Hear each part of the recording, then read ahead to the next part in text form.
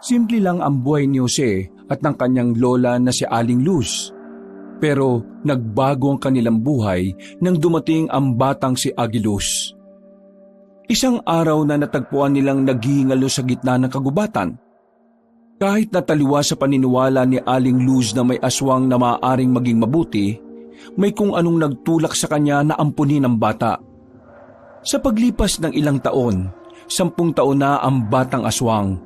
Dito pa lang nila malalaman kung ano ba talaga ang tunay na nangyari nang magbalik na ang alaala ng bata. Ang bata pa lang ito ay ang tagapagmana ng espada ng mga aswang. Ang espada na papaslang sa masamang aswang na si Carlos. Papatayin ng mga masasamang aswang ang bata para wala nang gagamit ng espada. Sa ganitong sitwasyon, malalagay ang buhay ng maglola sa alanganin. Ganon din ang buhay ng karamihan. Ano nga kaya ang mangyayari sa kanilang kapalaran sa oras na makadaupang palad na nila ang mga aswang? Matutulungan kaya sila ng batang si Agiluz? O magtatagumpay ang kasamaan ng aswang na si Carlos? Ang kapalaran ng ating mga bida ay malalaman natin sa pagpapatuloy ng ating kwento. Dito lang sa nag-iisang tambayan ng ating nag-iisang channel, ang mga kwento ni Kabanong.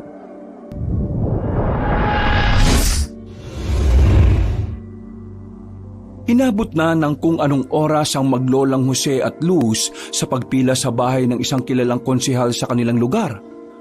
Maaga pa lang ay naroon na sila para sana makatanggap din ng pamaskong handog. Sa hirap kasi ng buhay, para sa kanila ay malaking tulong na ang 3 kilo ng bigas at ang ilang sardinas na kanilang matatanggap. Pero matatapos na lamang ang araw ay wala pa rin silang napapala. Mahaba pa rin ang pila pero mangilan-ngilan pa lang ang nabibigyan sa kanila. Nawawalan na rin ng pag-asa si Jose. Sa katunayan, kanina pa nito gustong makauwi. Pero naniniwala pa rin ang kanyang lola na makakatanggap sila ng pamasko. Hayaan na natin to. Mukha tayong kawawa dito eh. Kung talagang gusto nilang magbigay, sila magbabahay-bahay eh. Hindi tayo dapat nagmamakaawa dito kasi buwis ng taong bayan naman ang ginagamit nila sa pamimigay ng pamasko. Kung hindi ka makatiis, ako na lang ang pipila rito. Umuwi ka na lang at isaing mo na yung natitirang bigas ron. Sayang ang matatanggap natin dito. Hindi natin ito mabibili sa kinita ko sa pag-aalbularya. Sige na, La. Uwi na muna ako. Ako na lang muna mag-aasikaso ng kakainin natin. Uutang na lang muna ako kina Pedro ng sardinas.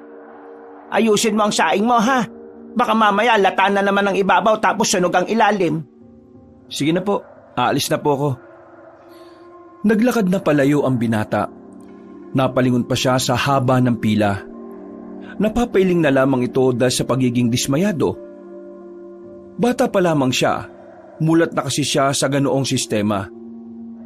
Iritang-irita siya sa mga politiko na ginagawang kawawa ang mga tao para sa kakarampot na halaga. Busy itong mga to eh.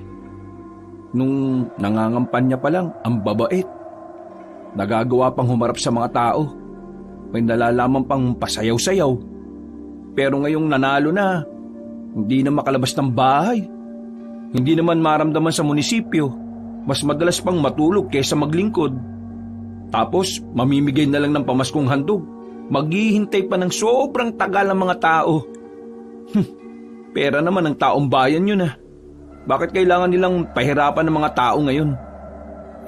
Sa kanyang paglalakad, ay nakasabay niya ang kanyang kaibigang si Pedro. Ang kanyang kaibigan na sandalan niya kapag kailangan niya ng mauutangan. Pedro, pautang nga ulit oh. Wala na naman kasi kaming ulam eh. Naubos lang yung oras namin ni Lola kakapila sa lintik na pamaskong handog na yun. Teka, kakausapin ko muna si Mama. Kasi pre, yung utang nyo, mas mahaba pa kaysa doon sa pasensya ni Mama eh. Pero huwag kang mag-alala. Gagawa natin ng paraan yan. Maraming salamat pre ah. Mabuti na lang talaga, pinanganak kang mabuti. Mabuti mong mukha mo. Alam ko naman turing mo sa akin eh, salot eh. Ay, siya nga pala. Bakit mo pala iniwan si Aling Luz? Paano? Naiinis na ako. Tingnan mo naman yung haba-haba ng pila pero wala pa rin napapala mga tao.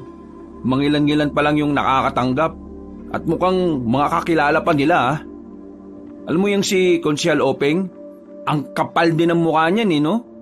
Uy, baka may makarinig sa'yo. Ano ba kasing problema mo kay Konsyal? Naiinis lang ako. Ang daming pautot dati pero ngayon kapag may nanghihingi ng tulong sa kanya, palagi siyang wala. Minsan tulog. O kaya laging pinaghihintay mga tao. Kagaya ngayon. Ganyan naman ang mga politiko eh. Sa una lang magaling. Bibira na lang yung makakita ka ng politiko ngayon na talaga namang mabuti at dedikado sa masa. Kaya mo na. Sumunod ka na lang sa akin at kakausapin natin si Mama para makautang ka ulit ng pang-ulam ninyo. Tingin ko naman papayag yun eh. Kasi di ba si Aling Luz yung nanggagamot sa mama ko kapag may sakit? Naglakad na lang silang patungo sa bahay ng binata. Pagdating nila roon, ay saktong naroon ang nanay ni Pedro. Kinausap ito sandali ng binata at sandaling napatingin kay Jose. Nakatingin yun sa kanya ng masama. Pero mga ilang sandali lang ay lumabas na si Pedro na dala ang 4 na sardinas mula sa tindahan. Maraming salamat talaga pre ah. Kapag nakaluwag-luwag kami, babayaran ko lahat ng utang namin sa inyo. Naku, dapat lang pre. Si Mama, alam mo naman. Kung ako lang naman hindi naman kita sinisingil. Pero ang nanay ko, mukhang pera yun eh. Pasensya na ulit ha. At maraming salamat ulit dito. Naglakad na lamang ang binatang si Jose paalis. Kahit na papaano, magaan na ang pakiramdam ni Jose. May sasalba na naman kasi nilang maglola ang gabing yun. Napabuntong hininga na lamang ang lalaki. Sa isip-isip niya, kailangan na talaga niyang makapagtrabaho ulit. 2 linggo pa lang siyang walang trabaho, ramdam na niyang mas lalong humirap ang kanilang buhay. Pagdating niya sa kanilang bahay ay agad siyang nag-asikaso ng panghapunan nila. Makalipas lang ang ilang minuto, dumating na rin ang kanyang lola. Dismayado ang matanda, walang dala na kahit na ano. Umupo ang kanyang lola sa harapan ng pinto at saka bumuntong hininga. Agad namang napakamot ng ulo ang binatang si Jose. O di ba la? Napagod lang kayo sa wala? Sinasabi ko naman kasi sa inyo na huwag nyo nang suportahan yung tukmol na konsyal natin na yun Niluklok nyo pa kasi sa pwesto tapos ayan, yan ang napala nyo. Manahimik ka nga. Wala namang magagawa yung mga sinasabi mo Alam mo la, kung anong problema sa inyong matatanda, hindi nyo kayang tanggapin ang opinyon na mas nakababata sa inyo. Tingnan nyo nga nangyari Kayo matatanda ang nagpanalo sa mga ganyang klaseng politiko. Pero sino ang magdurusa dyan balang araw? Ang mga kabataan. Kayo matatanda naman kasi, ayusin nyo naman kasi yung pagpili ng politiko. Sinayawan lang kayo, binoto nyo na kagad. Gwapo lang, binoto na kagad. Isipin nyo naman na ang maapektuhan pagdating ng araw yung mga mas batang henerasyon. Huminga na lamang ng malalim ang matandang si Luz. Hindi na ito nakapagsalita pa dahil alam din naman nitong may punto ang kanyang apo. Matalino naman kasi talaga si Jose pagdating sa usaping panlipunan. Madalas pa nga, ang binata ang nanenermon sa kanyang lola tungkol sa mga pananaw pagdating sa politika. La, pasensya na baka mamaya sumama na naman ang loob niyo sa akin. Tama naman ang sinabi mo Kasalanan ng matatanda kung bakit may mga politikong gaya ni Konsyal Openg. Basta, hindi na ako boboto ng ganon sa susunod. Mas pag-iigihan ko na ang pagpili. Yan ang gusto ko sa inyo, Le. Nakikinig ka sa apo mong pogi. Sus, pinagsasasabi mong pogi. Wala ka pang may pakilala sa akin na babae? Natawa na lamang silang maglola noong mga sandaling yon. Maya-maya ay sabay na rin silang kumain. Matapos yon, si Jose na rin ang nagkusang linisin ang kanilang kusina sa labas. At isinabay na rin niya ang bakuran nilang ilang araw ng walang walis-walis. Dakong 10:00 ng gabi, muli siyang lumabas ng bahay. Pupuntahan niya sana si Pedro sa tindahan para sana makitambay.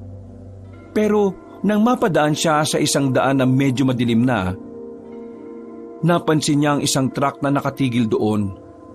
Yun ang unang pagkakataon na meron siyang nakitang truck sa madilim na daan na yon. Karaniwan kasing sa kabila dumadaan ng mga sasakyan at ang daan na yon ay para lang talaga lakaran ng mga tao. Nung una, nag-alangan siyang lumapit. Umandar kasi ang makina ng sasakyan kaya inisip niya na merong tao roon. Tamang hinala siya na baka bigla na lang siyang dukutin ng mga naroon at gawing giniling. Ganoon na ganoon kasi ang kumakalat na kwento dati sa lugar nila. May mga taong dinudukot at ang laman nito ang ginagawang giniling na siya namang binebenta sa black market. Ano na naman kayang meron dito sa truck na to? Ngayon ko lang to nakita. Naglakad siya sa gilid. Maraan siyang lumapit doon at napansin niyang walang katao-tao sa loob. Pero naramdaman niyang tila may laman ang container truck na yon. May gumagalaw sa loob. At laking pagtataka niya nang marinig ang tila mabangis na hayop na naroon. Gagi! Anong meron dito? Hindi ko rin alam eh. Munti ka nang mapasigaw si Jose nang marinig ang tinig na yon. Pero nakahinga siya ng maluwag nang mapagtanto na si Pedro lang pala ang nasa likod niya. Huy! Wisit ka! Munti ka na akong atakin sa puso dahil sa ginawa mong bisit ka eh. Ano ba ginagawa mo dito? Ikaw ang dapat kong tanongin yan. Bakit ka narito? Pre, 2 gabi ko nang napapansin yan dito. Kaya ngayon nandito ako ulit. 2 beses?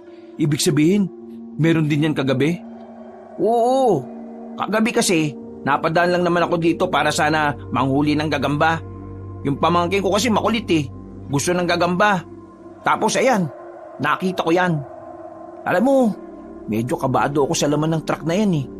Parang may laman na mabangis na hayop. Oo, narinig ko nga rin kanina eh.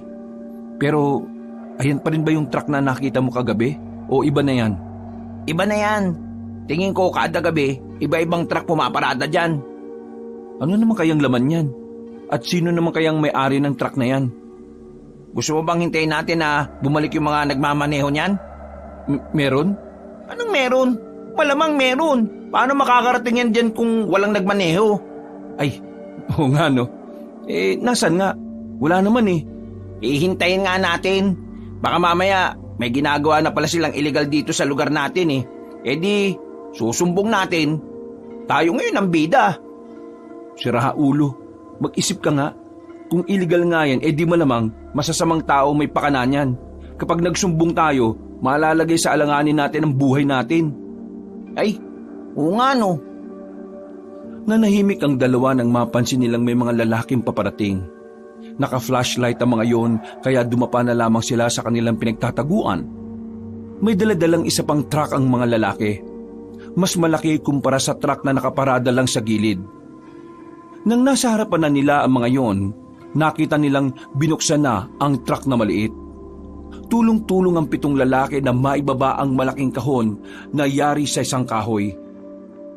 Nang sinasampan na nila yon sa kabilang truck, muling narinig ng magkaibigan ng kakaibang angil mula sa loob ng kahon. Dalhin nyo na yan roon. At ang maidagdag na sa koleksyon ni boss. Pakainin nyo ng maayos yan ha.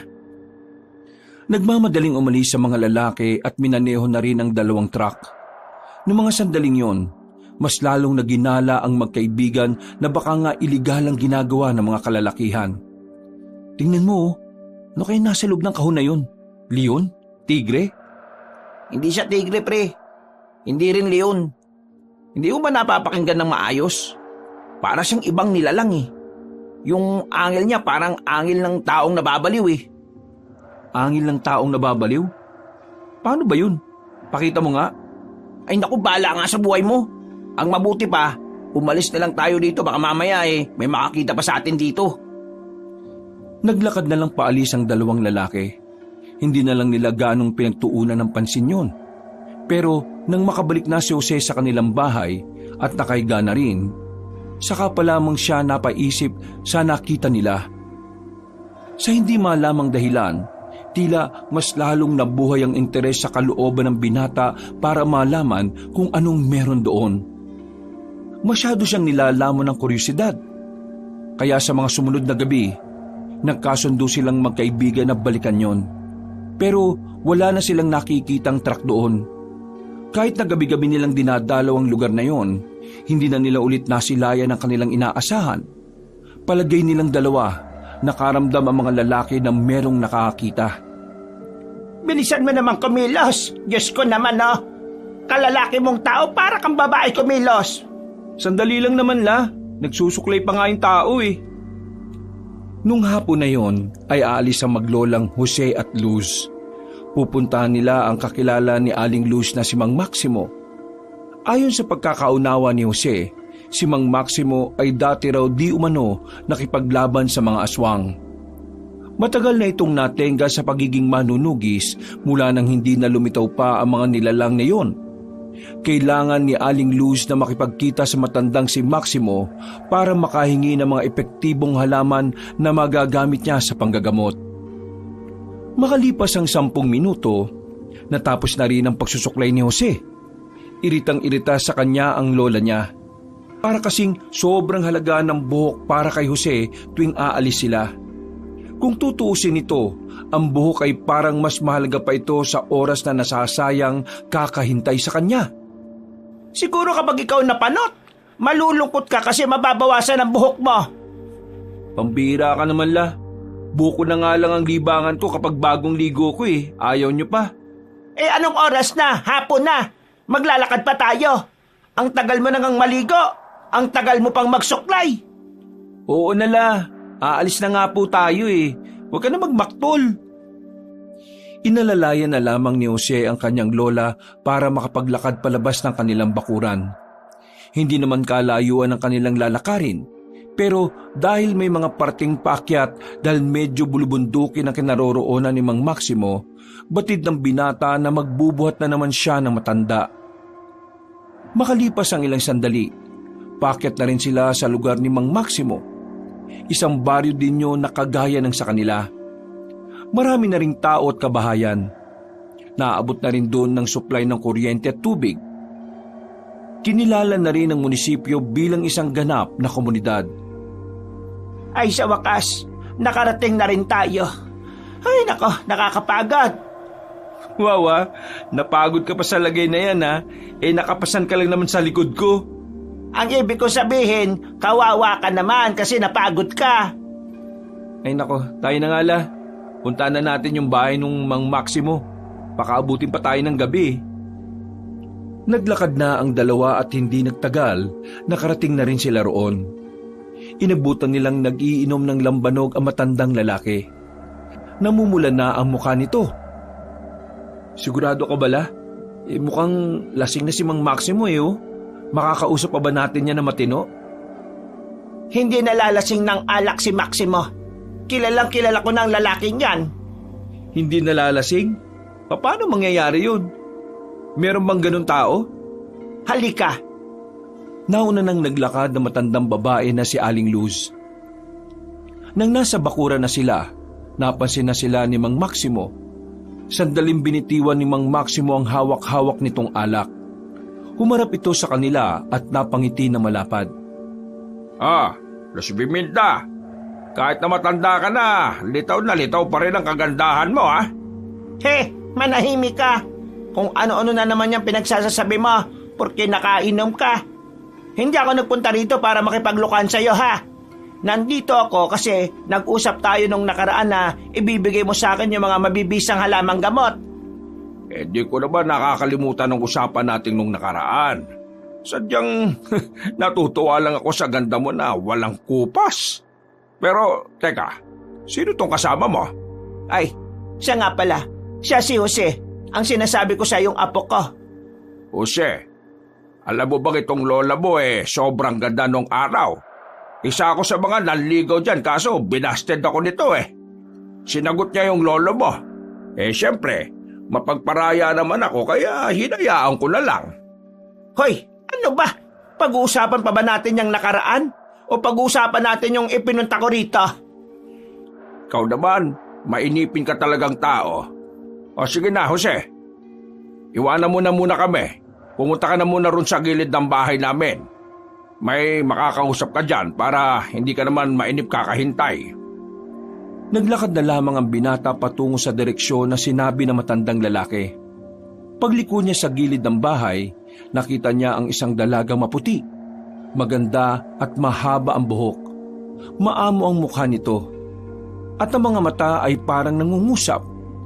Napatigil siya sa paglalakad nang magtama ang kanilang paningin.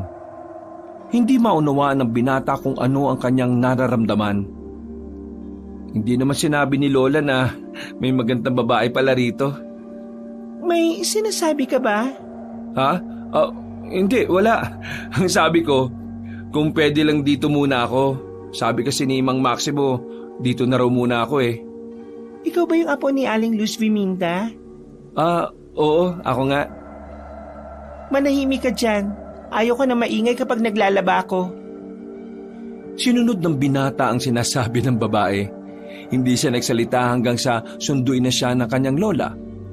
Dala na ng matandang babae ang mga halamang gamot na nakalagay na rin sa bayong. Napakamot na lamang sa ulo ang binata. Hindi man lang niya nakausap ng maayos at matagal ang babaeng si Melanie. Anong pangalan nung apo ni Mang Maximo? Melanie, bakit? Type mo ba? Bakit hindi mo naman kasi sinabi agad na may ganong klase ng apo pala siya? Sus, type mo lang si Melanie. Oo sa buong buhay ko ngayon lang ako nakakita ng maganda Sinasabi mo ba na puro pangit ang nasa baryo natin? Parang gano'n na nga po. Magtino ka. Matinong babae yon. Pero mabagsik si Melanie. Yun nga ang gusto ko babaeng mabagsik. Sira ulo. Ibang bagsik atang iniisip mo Si Melanie, mas magaling pa siyang manunugis kaysa sa lola niya. Napanganga na lamang ang binatang si Jose sa sinabi ng kanyang lola. Ang unang pumasok sa utak niya, mala Amazona ang datingan ni Melanie. Ganun pa man, mas lalo siyang ginanahan. Ang gusto kasi niya sa mga babae ay yung mga babaeng matatapang at kayang tumayo sa sariling mga paa. Habang naglalakad sila ng kanyang lola sa gilid ng kalsada, meron silang nakitang batang lalaki na tumatakbo. Iika-ika ang batang lalaki. Nakalaunan, bigla na lamang bumagsak sa lapag.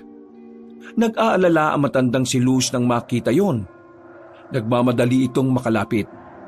Nakita nila ang batang lalaki na maraming sugat, maraming kalmot sa katawan, duguan at wala ng malay. Baka mamaya tayo pa mapagbintangan dyan Tumawag na lang tayo ng pulis. Hindi natin pwedeng iwan ang batang ito rito. Nakikita mo naman ang kalagayan niya Hindi ka ba naaawa? Tara, tulungan mo ako. Dadali natin sa ospital yan? Alam mo namang wala tayong pera. Dadali natin sa bahay. Ako ang gagamot dyan. Bilisan mo na. Ang dami mo pang sinasabi. Napilitan na lamang ang lalaking si Jose. Kahit naduguan ng batang nasa harapan niya ay binuhat na lamang niya yon. Mabilis silang naglakad. Halos tumatakbo na nga rin. Dumaan sila sa daan na wala ng gaanong tao. Doon ang daan kung saan nila nakita ni Pedro ang truck na nakaparada. Madali silang nakarating ng kanilang bahay nang walang nakakakitang tao. Agad na inihiga ni Jose ang batang lalaki na wala pa ring malay. Inihanda niya ang lahat ng gagamitin ng kanyang lola. Habang sinusuri naman ni Aling Luz ang sugatan na bata. Nang ayos na ang lahat, mabilis na inasikaso ni Aling Luz ang bata. Gamit ang mga natitira niyang panggamot, binigyan niya ng paunang luna sa mga tinamong sugat ng batang lalaki. Tumagal ng halos 1 oras bago natapos yon. Pagbalik ni Jose sa loob, marami ng benda ang katawan ng bata. Napasandal na lamang si Jose sa dingding habang nakaupo. Ano na naman pumasok sa isip mo, Alam mo namang pwede tayong mapahamak sa kanya. Alam kong baka mamatay ang batang ito at baka tayong mapagbintangan. Pero nakita kong lumalaban siya. Kaya dapat ko siyang iligtas. Kapag naging albularyo kay maiintindihan mo rin ako. Pero hindi bale, maayos rin naman ang mga sugat na niya. Nalinis ko na rin. Tingin mo la, saan niya kaya nakuha yung mga sugat niyang yan? Ang dami, hindi normal. Inatake ba yan ng mabangis na hayop sa kagubatan? May kutob ako kung saan. Pero hindi pa ako sigurado kaya hindi ko na muna sasabihin sa iba. Bakit la? Ibang tao po ba ako? Kahit nasabihin ko sa iyo, hindi ka rin naman agad maniniwala. Ano nga po yun?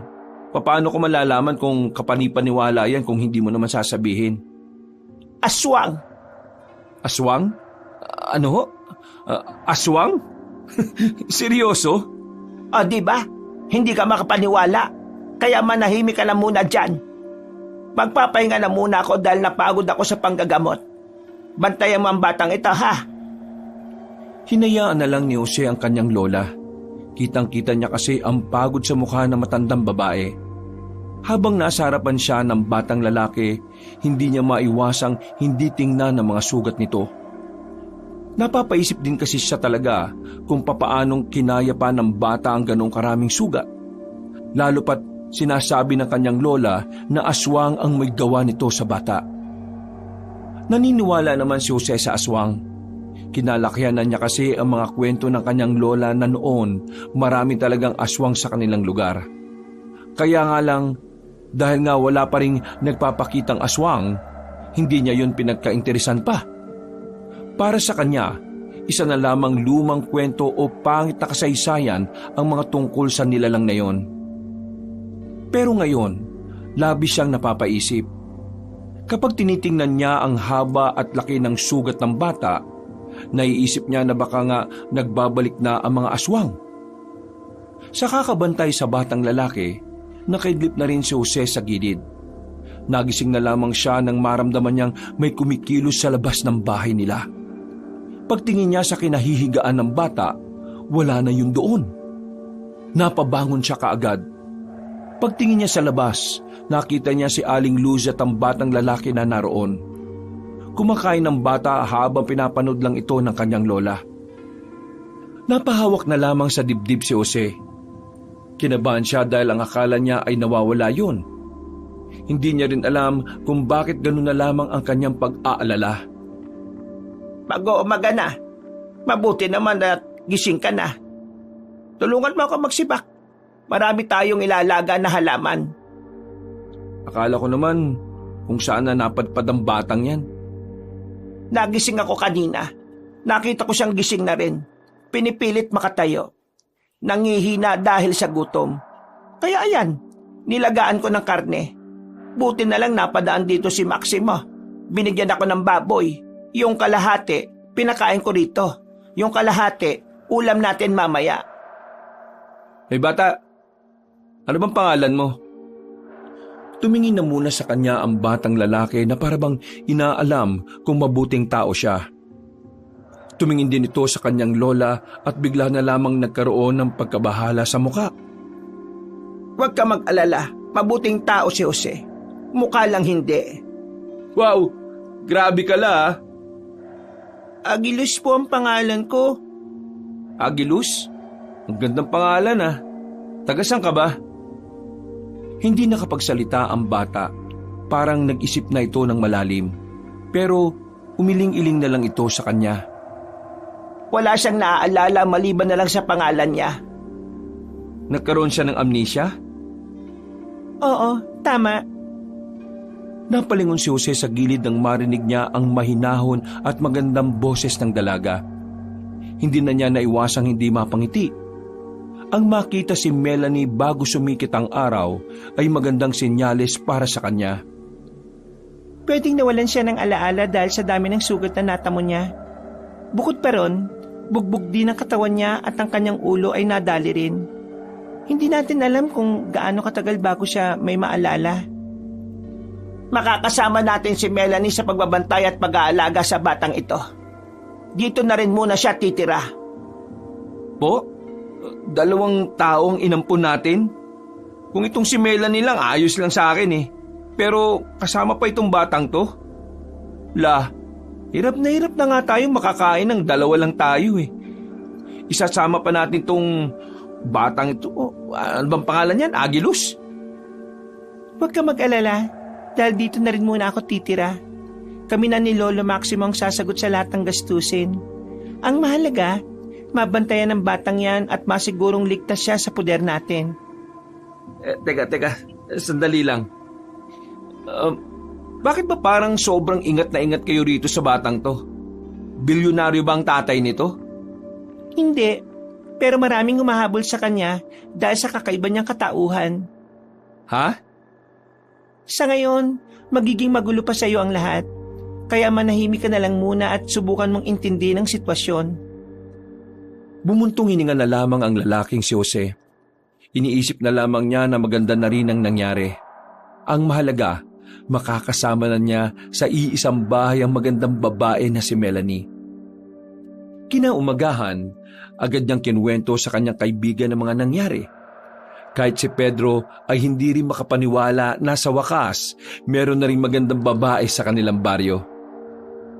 Ayos! Jackpot ka, pre! Makakasama mo pa sa iisang bahay, ha? Araw-araw mong makikita. Sigurado, araw-araw ka rin mag-aano. Uy, naan mo nga ang boses mo. Baka mamaya marinig ka pa ng mga tambay dyan eh. Mapormahan pa si Melanie. Pero pre, may kukwento rin ako sa iyo, ha? Saka na yan, good mood ako ngayon eh. Yung truck na inaabangan natin kagabi, nandun ulit. Sa pagkakataon na yon, pre, narinig ko na naman yung angil ng mabangis na hayop. Napahinga na lamang ng malalim si Jose. Nawala kasi agad ang kaligayahan niya nang matuunan naman ang interes niya sa bagay na yon. Alam mo, pre, eto ayaw ko sanang sabihin kasi hindi ko alam kung makukumbinsi kita eh. Alam mo, pakiramdam ko, aswang yung nasa loob ng mga kahon na yun. Tungkol dyan sa aswang na yan, pre, may sasabihin din ako. Pero wag ka na lang sanang maingay O sige pre, ano ba yun? Hinila na muna ni Jose ang kanyang kaibigan patungo sa likuran ng nakaparadang jeep.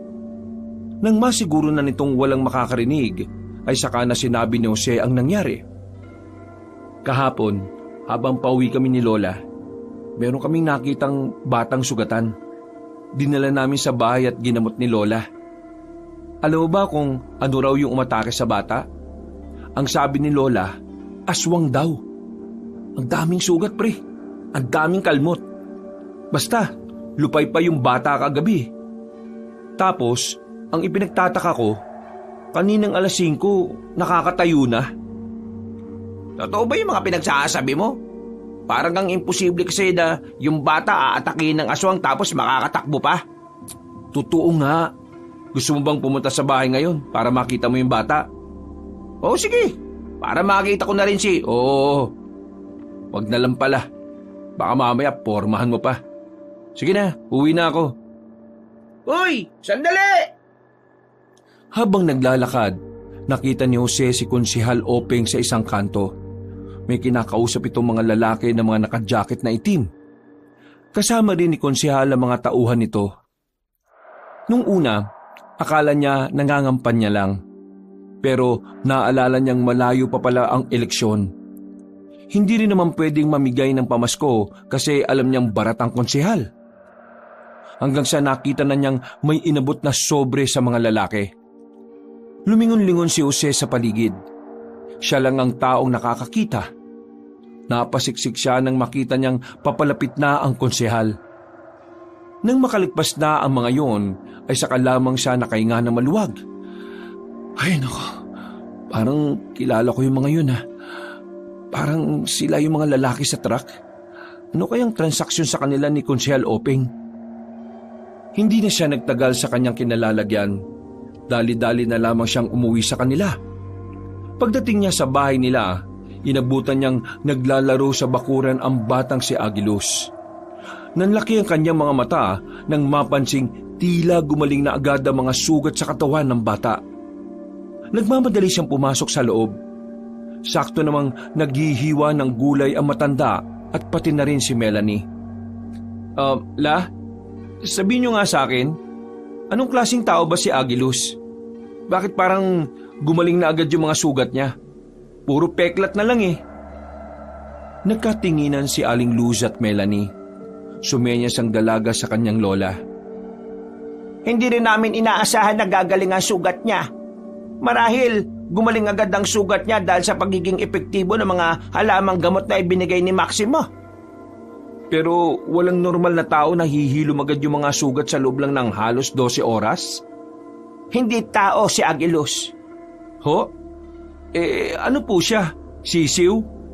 Aswang siya. Muntikan nang matumba ang binata nang marinig ang sinabing yon ng kanyang lola. Buti na lamang ay napahawak siya sa upuan nung mga sandaling yon. Aswang yung bata? Bakit yun dinala rito? Pambira naman talaga oh.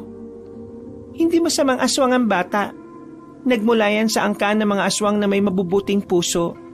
Pero sa kasamaang palad, pinaslang ng masasamang aswang ang buong pamilya niya. Siya na ang isusunod. Kailangan siyang mamatay para wala nang gagamit ng espada na makakapaslang sa pinuno ng masasamang aswang. Si Carlos. Teka, sandali. Naguguluhan ako eh. Sinasabi niyo na itong batang ito aswang? Mabuting aswang? Tapos, may masasamang aswang na gusto siyang patayin para alin? Para hindi na magamit ang batang espada na papas lang sa pinuno ng mga masasamang aswang? Tama ang pagkakaintindi mo. Si Agilus ang natitirang miyembro ng angkan niya. Siya na lang ang makakahawak sa espada ng angkan niya. Kaya gusto niyang paslangin si Carlos para malaya na siyang mabuhay kahit na kailan. Yun ang dahilan kung bakit niligtas ng lola mo ang bata. Kung wala si Agilus, wala na makakatalo kay Carlos. Teka. Gano'n nakatagal na may alam kang ganito? Mag-6 na buwan na rin kaming nag-oobserba. Nagmamanman. Nagsasagawa ng mga akbang para alamin ang mga lihim ng aktibidad ng mga aswang. Bakit hindi nyo kagad sinabi sa akin? Dahil ayaw kong maadamay ka. Pero nadamay na ako ngayon eh. Kaya nga sinasabi ko na sa'yo. Sa halip na nagmamaktol ka dyan, tulungan mo na lang kami na labanan nito.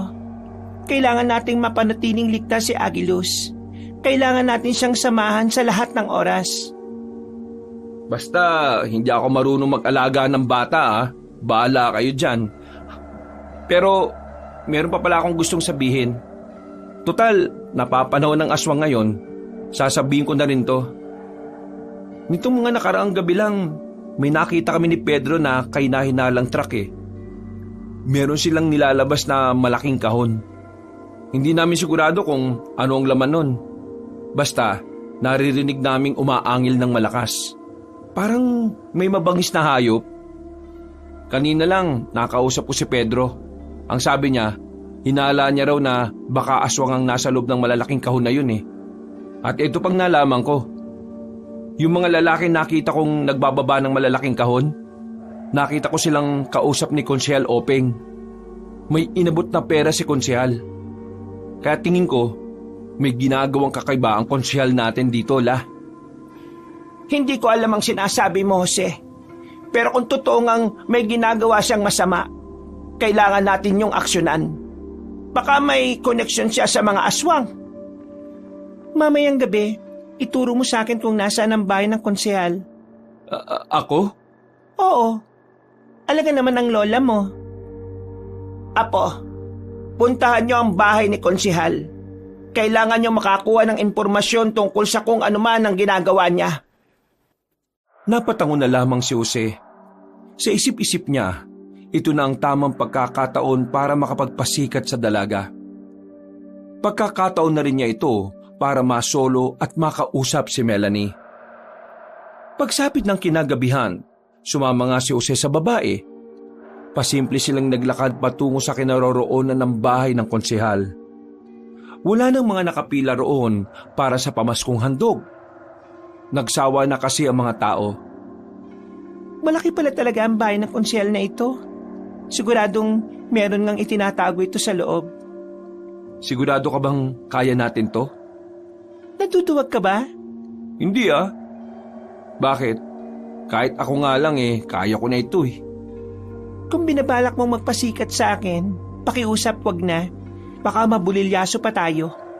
Sumunod ka lang sa akin. Wala kang ibang gagawin kundi sumunod sa akin. Naintindihan mo ba ako? Tumangot-tango na lamang si Jose na parabang bata. Nang makakuha na sila ng tiyempo, mas lumapit pa sila sa bandang gilid ng malaking bahay. Bagyang madilim yon, kaya mas naging madali para sa kanila na lumapit. Nung mga sandaling yon, aminadong kabado si Jose. Yung kasi ang unang pagkakataon na gagawa sila ng ganoong klase ng bagay. Pero dahil kasama niya ang dalaga, pinipilit na lamang niyang magmukhang matapang. Hindi niya hahayaang ma-turn off sa kanya si Melanie. Nang makarating na sila sa bandang dulo, nagkaroon na rin sila ng pagkakataon na makapasok. Inakyat kasi nila ang pader. Nang nasa likuran na sila ng bahay, nasipat nila sa loob si Konsehal Openg na may kausap sa telepono. Lumapit sila ng bahagya para marinig ang sinasabi ng matandang lalaki. Narito na ang mga alaga natin. Baka sa makalawa, makakausap ko na rin ang mga bayar nito. Dadali nito sa ibang bansa. Solido ito pare. Dito lang sa Pilipinas nakakakuha ng ganito. Paano namin nahuli? Hindi namin hinuli. Yung mismong tribo nila ang nakakausap namin. Sa kanila kami mismo kumukuha. Sila mismo ang nagbibigay sa amin ng kapwa nila. Tapos ibinebenta namin ng triple. Totoo. Totoo mga aswang ang nakakausap namin. Ay nako, mabilis talaga ang pagyaman ko nito. Nang marinig nila ang mga sinabing yun ni Konsehal, nakaramdam ng kilabot si Jose. Dito na niya napagtanto na talaga palang pwedeng negosyo ang pagbebenta ng aswang. Ang hindi lang niya mapaniwalaan ay si Konsehal Openg pa ang gagawa ng ganoong kasuklam-suklam na gawain. Posible palang ibenta ng mga aswang ang kapwa nila aswang. Ang mga binibenta ng mga aswang ay yung mga kapwa nila na may mga diferensya na. O yung mga aswang na wala nang pakinabang sa kanila. Kagaya na lamang ng may mga sakit. O kaya may kapansanan. Hindi sila magbebenta ng aswang na alam nilang mapapakinabangan pa nila. Kung nagbebenta sila, ano naman ang gagawin nila sa pera? Isa lang ang nakikita kong dahilan. Gagamitin nila ang pera para makapagparami. Para magkaroon ng mga bagong aswang na gagamitin nila laban kay Agilus. Ha? Anong gagawin natin ngayon?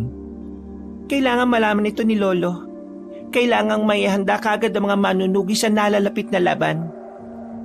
Diyos ko naman. Pahiga-higa lang ako sa bahay nitong nakarang araw. May nangyayari na palang ganito. Ikaw, kailangan mo magsanay. Kailangan mong tumulong. Kung gusto mong mapansin kita, dapat magkaroon ka ng kwenta sa misyon na ito. Ha? Sige na nga. Natahimik silang dalawa nang makita nilang napatingin sa direksyon nila ang matandang lalaki. Bago pa sila makita ng konsehal, nagmamadali na silang makaalis doon. Nakahinga lang ng maluwag si Jose nang tuluyan na silang makalayo. Napahawak na lamang sa dibdib ang binata. Nang bumalik na sila sa bahay, agad na sinabi ni Melanie ang nalalaman nila. Maya-maya lang, umalis ito para ihatid ang balita kay Mang Maximo. 3 na lamang silang naiwan sa bahay kasama ang batang si Agilus. Gusto ko pong humingi ng tawad. Hanggang ngayon, hindi ko pa rin po alam kung saan ako nagmula eh. Pero ang pagkakaalam ko po, aswang po talaga ako. Hindi ka naman namin minamadaling makaalala. Pero kapag nakaalala ka na, ituturo mo sa amin kagad kung nasa ng espada na makakapas lang sa pinuno ng mga aswang. Tutulungan ka naming makuha yon. Kumusta na mga sugat mo? Magaling na po ang mga sugat ko. Ganito po pala kapag aswang, mabilis gumaling ang sugat. Espesyal na aswang ka, iho. Kaya nagpapasalamat ako dahil napunta ka sa kabutihan. Pwede ko po ba kayong tawaging Lola? Hoy, Ako lang ang nag-iisang apo niya, no? Oo naman, pwedeng-pwede. Total, nakakamiss din naman na magkaroon ng apo na bata. Hindi yung matanda na pasaway. Kung kaya pasaway dyan la, bumoboto ka ng mga maling politiko eh. Pinapangako ko po na kapag bumalik na ang alaala ko, tutulungan ko po kayong talunin ng mga masasamang aswang. Ay huwag ka magmadali. Kailangan mo lang magpahinga. Sa ngayon, kami na muna ang bahala. Hinaplos na matandang babae ang buhok ng batang si Agilus. Napangiti naman ang bata. Kinabukasan, nabigla na lamang si Jose nang dumating si Mang Maximo kasamang iba pa nitong mga miyembro na manunugis. Ayon sa matandang lalaki, ang hapon na yon ang itinakdang araw para pigilan ang transaksyon ni Konsyal Openg dun sa mga aswang. Kahit na ayaw sumama ni Jose, napilitan na lamang siyang sumama dahil naroon si Melanie. Naglakad sila patungo sa bahay ng konsehal. Sinubukan pa silang pigilan ng mga tauhan nito pero walang nagawa ang mga yon nang maglabas ng mahahabang katana ang mga manunugis. Nasaan ang ama niya? Hindi pa man nakakasagot ang pinagtanungan nilang kasambahay, bumaba na sa hagdan na matandang lalaki na si Openg. Humarap ito sa kanila ng nakasimangot at salubong ang kilay. Anong ibig sabihin nito? Bakit kayo pumasok sa bahay ko nang hindi nagpapaalam? Alam niyo bang trespassing ang ginagawa niyo? Pwede ko kayong kasuhan. Hindi mo ba muna tatanungin kung ano ang pinunta namin dito? Ano nga ba ang pakay ninyo rito? At bakit niyo binubulabog ang bahay ko? Ang pakay namin dito ay walang iba, kundi ang mga alaga mong itinatago mo at ibinebenta mo sa ibang bansa. Ha? Anong pinagsasabi nitong tao na to? Teka nga. Sino ka ba? Hindi mo ba ako kilala? Ako ang konsehal sa baryong ito. Wala akong pakialam kung sino ka pa. Itinutok ni Mang Maximo ang mahabang katana sa liig ng matandang si Openg. Nang dahil dito, nakaramdam na rin ng takot ng konsehal. Melanie, hindi naman niya agad papatayin yan, di ba? Hindi nagsalita si Melanie. Sinenyasan lang siya nito na manahimik sa gilid. Ano bang problema? Wala naman akong kasalanan sa inyo Sa amin wala, pero sa mga tao meron. Alam mo bang nilalagay mo sa alanganin ang buhay ng lahat dahil sa ginagawa mo? Ano ba kasing ginagawa ko? Nagtatago ka ng aswang at ibinebenta mo sa ibang bansa. Nanlalaki ang mga mata ni Mang Openg. Kahit na halatang halata na sa mukha nito, hindi pa rin ito umaamin. Anong tinatagong aswang? Anong aswang? Walang aswang. Hindi naman totoo yung aswang na yan Kung hindi ka aabil wala na akong magagawa. Inambana ni Mang Maximo ang kanyang katana. Akmang tatagain na nito sa liig ng konsehal nang bigla itong sumigaw. Oo na! Aamin na ako! Aamin ka rin pala, dami mo pang sinasabi. Ituro mo sa akin kung nasaan ang mga aswang. Bilisan ba?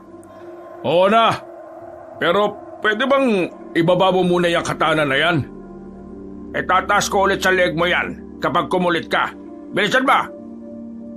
Nauna nang naglakad ang konsehal. Sinundan naman nila yon. Meron silang pinasukan na isang silid. Sa silid na yon ay may sikretong lagusan sa ilalim ng carpet. Bumaba sila roon. Kasama pa rin si Jose, na sa mga sandaling yon aminadong nawiwindang sa mga kaganapan. Hindi niya inakala na sa wakas, makakaganti na rin siya sa mga araw na pinagmukha silang kawawa ni Konsyal Openg. Pagbaba nila roon, nakita nila ang malawak na underground.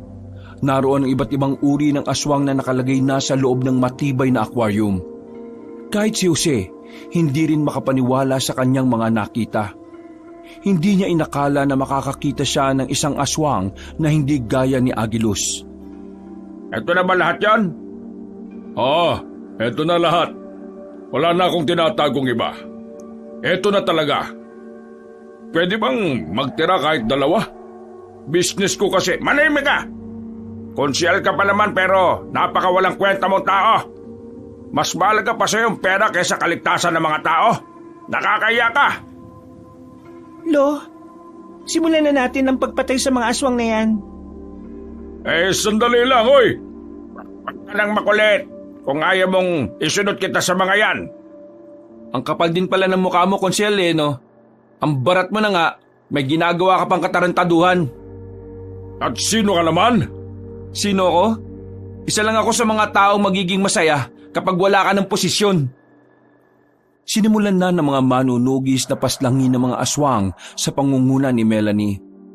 Binuksan nila ang mga aquarium at nilagyan nila ng pausok. Makalipas lang ang halos 10 minuto, lahat ng aswang na naroon ay nagkandamatay na rin. Walang tinira kahit na isa. Sa isang iglap, naglahong parang bula ang mga pinaghirapang negosyo ng konsehal. Ngayon, ituro mo naman sa amin kung saan ka kumukuha ng mga aswang. Sasabihin mo sa amin kung sino ang nakakatransaksyon mo. Ha? Hindi ko alam eh. Sumagot ka ng maayos, konsehal. Para hindi na to tumagal pa. Hindi naman ako umaharap sa mga aswang. Yung mga tao ko. Tingin nyo isusugal ko ang buhay ko para humarap sa mga halimaw na yon? Hindi! Sino bang mga tauhan mo? Sinabi ni Mang Openg ang mga pangalan ng mga tauhan nito. Sinabi rin nito kung saan matatagpuan ang mga yon. Iniwan na nila ang konsehal sa bahay nito. Iyak lang yun ng iyak na parang bata. Naunang umalis sila Melanie at Mang Maximo. Hahanapin pa kasi nila ang mga tauhan na sinasabi ni Konsehal Openg. Si Jose naman, binalikan na lamang ang kanyang lola, na sa mga sandaling yon ay binabantayan ang batang si Agilus. Anong ginagawa niyo? Naabutan niyang nakaupo ang batang lalaki sa gitna ng 4 na kandilang itim. Nakapikit ang matandang babae, pero napadilat ito nang matapos na rin ang ginagawa sa bata. Niriritwalan ko siya. Sinusubukan kong kumonekta sa isipan niya. Pero sadyang hindi kaya ng ritual na alam ko na pasukin ang utak niya. Siya nga pala. Ano naman ang nangyari sa lakad niyo? Nabisto na namin yung mga alagang aswang ni Konsehal Openg. Pinagpapapatay na ni Melanie. Ngayon, umalis sila para hanapin yung mga tauhan ni Konsehal. Yun kasi ang nakakalam kung saan makikita yung mga aswang na katransaksyon ni Konsehal Openg. Kung gano'n talagang nagsisimula na talaga ang gulo. Gulo? Kapag nalaman ng mga aswang ang ginawa natin, siguradong magpaparamdam na rin sila. Hindi sila papayag na wala rin silang gagawin. Kaya naman, sa mga susunod na araw, gusto kong doon ka na muna kina Pedro. Maging palamunin ka muna roon. Ayaw kitang madamay sa gulo. Mas gugustuhin ko pa na madamay kaysa maging palamunin. Tsaka nangako ko kay Melanie. Sasama ako. Sigurado ka ba sa sinasabi mo? Hindi biro ang pagsabak sa ganitong gulo. Sasama ako, Hindi ko hayaan na mag-isa ka lang sa ganitong laban. Huwag mo ako lakahin. Magpapasikat ka lang kay Melanie. Natawa na lamang ang matandang babae sa kanya. Mga ilang sandali pa, nakabalik na rin sila Melanie. Dismayado ang maglolo dahil natagpuan nilang bangkay na ang mga tauhan ng konsehal. Mga wala na raw ulo. Hinala nila, pinaslang na ang mga yon ng mga aswang para hindi makapagsalita. Nang umalis na rin si Mang Maximo, naganda na sila para sa kanilang pagtulog. Dakong 12:00 ng gabi, hindi pa rin dinadalaw ng antok ang binata. Nakatingin lang siya sa mga sapot ng gagamba sa ilaw nila. Pero mga ilang sandali lang, nakaramdam na rin siya na parang may mainit na dumadaloy sa kanyang tagiliran. Pagbangon niya, sa kanya lang napagtanto na ang katabi niyang si Agilus ay umihi sa higaan. Uy! Buwisit naman Buwisit! Aswang ba talaga to? Bakit umiihi sa higaan? Napabangon na matandang si Luz at si Melanie na kapwa gising na rin pala. Natatawa na lamang ang dalawa kahit na mukhang banas na si Jose. Mga ilang sandali lang, nabigla si Jose nang biglang tumayo si Melanie. Kinuha nito ang katana nitong nakasabit sa dingding. Sumenyas naman si Aling Luz sa dalaga. Anong nangyayari, May nararamdaman kaming aswang sa labas. Napatayo na rin si Jose kahit na basang-basa pa rin ang tagiliran niya ng ihi. Agad siyang sumunod sa labas at sumama kay Melanie. Naabutan niya ito, hindi pa nakakalayo mula sa kanilang bahay. Ano, nakita mo ba? Mukhang kailangan na nating umalis dito ngayong gabi. Bakit? May nagmamanman. Tingin ko, alam na nilang narito si Agilus. Papatayin nila ang bata. Eh di ba marami namang pangontra sa bahay? Hindi naman siguro sila makakapasok. Buti sana kung mga pangkaraniwang aswang lang ang darating. Paano kung kasama nila si Carlos na hindi naman tinatabla ng pangontra? Kaya ko siyang labanan, pero luging-lugi tayo sa dami nila. Kailangan na natin bumalik. Nagmamadaling bumalik ang dalawa sa bahay. Pinag-impake na agad nila si Aling Luz at agad namang ginising si Agilus para makapagpalit na ng suot. Si Jose naman ay nagpalit na rin ng kanyang damit. Pero dahil hindi naman siya nakapaghugas, nangangamoy mapanghi pa rin siya. Sa kailaliman ng gabi, lumabas sila ng kanilang bahay. Hawak-hawak ni Melanie ang kanyang katana. Habang inaalalayan naman ni Jose ang bata at ang kanyang lola. Habang naglalakad sila sa gilid ng kalsada, dito na nila naramdaman na parang may sumusunod na sa kanila.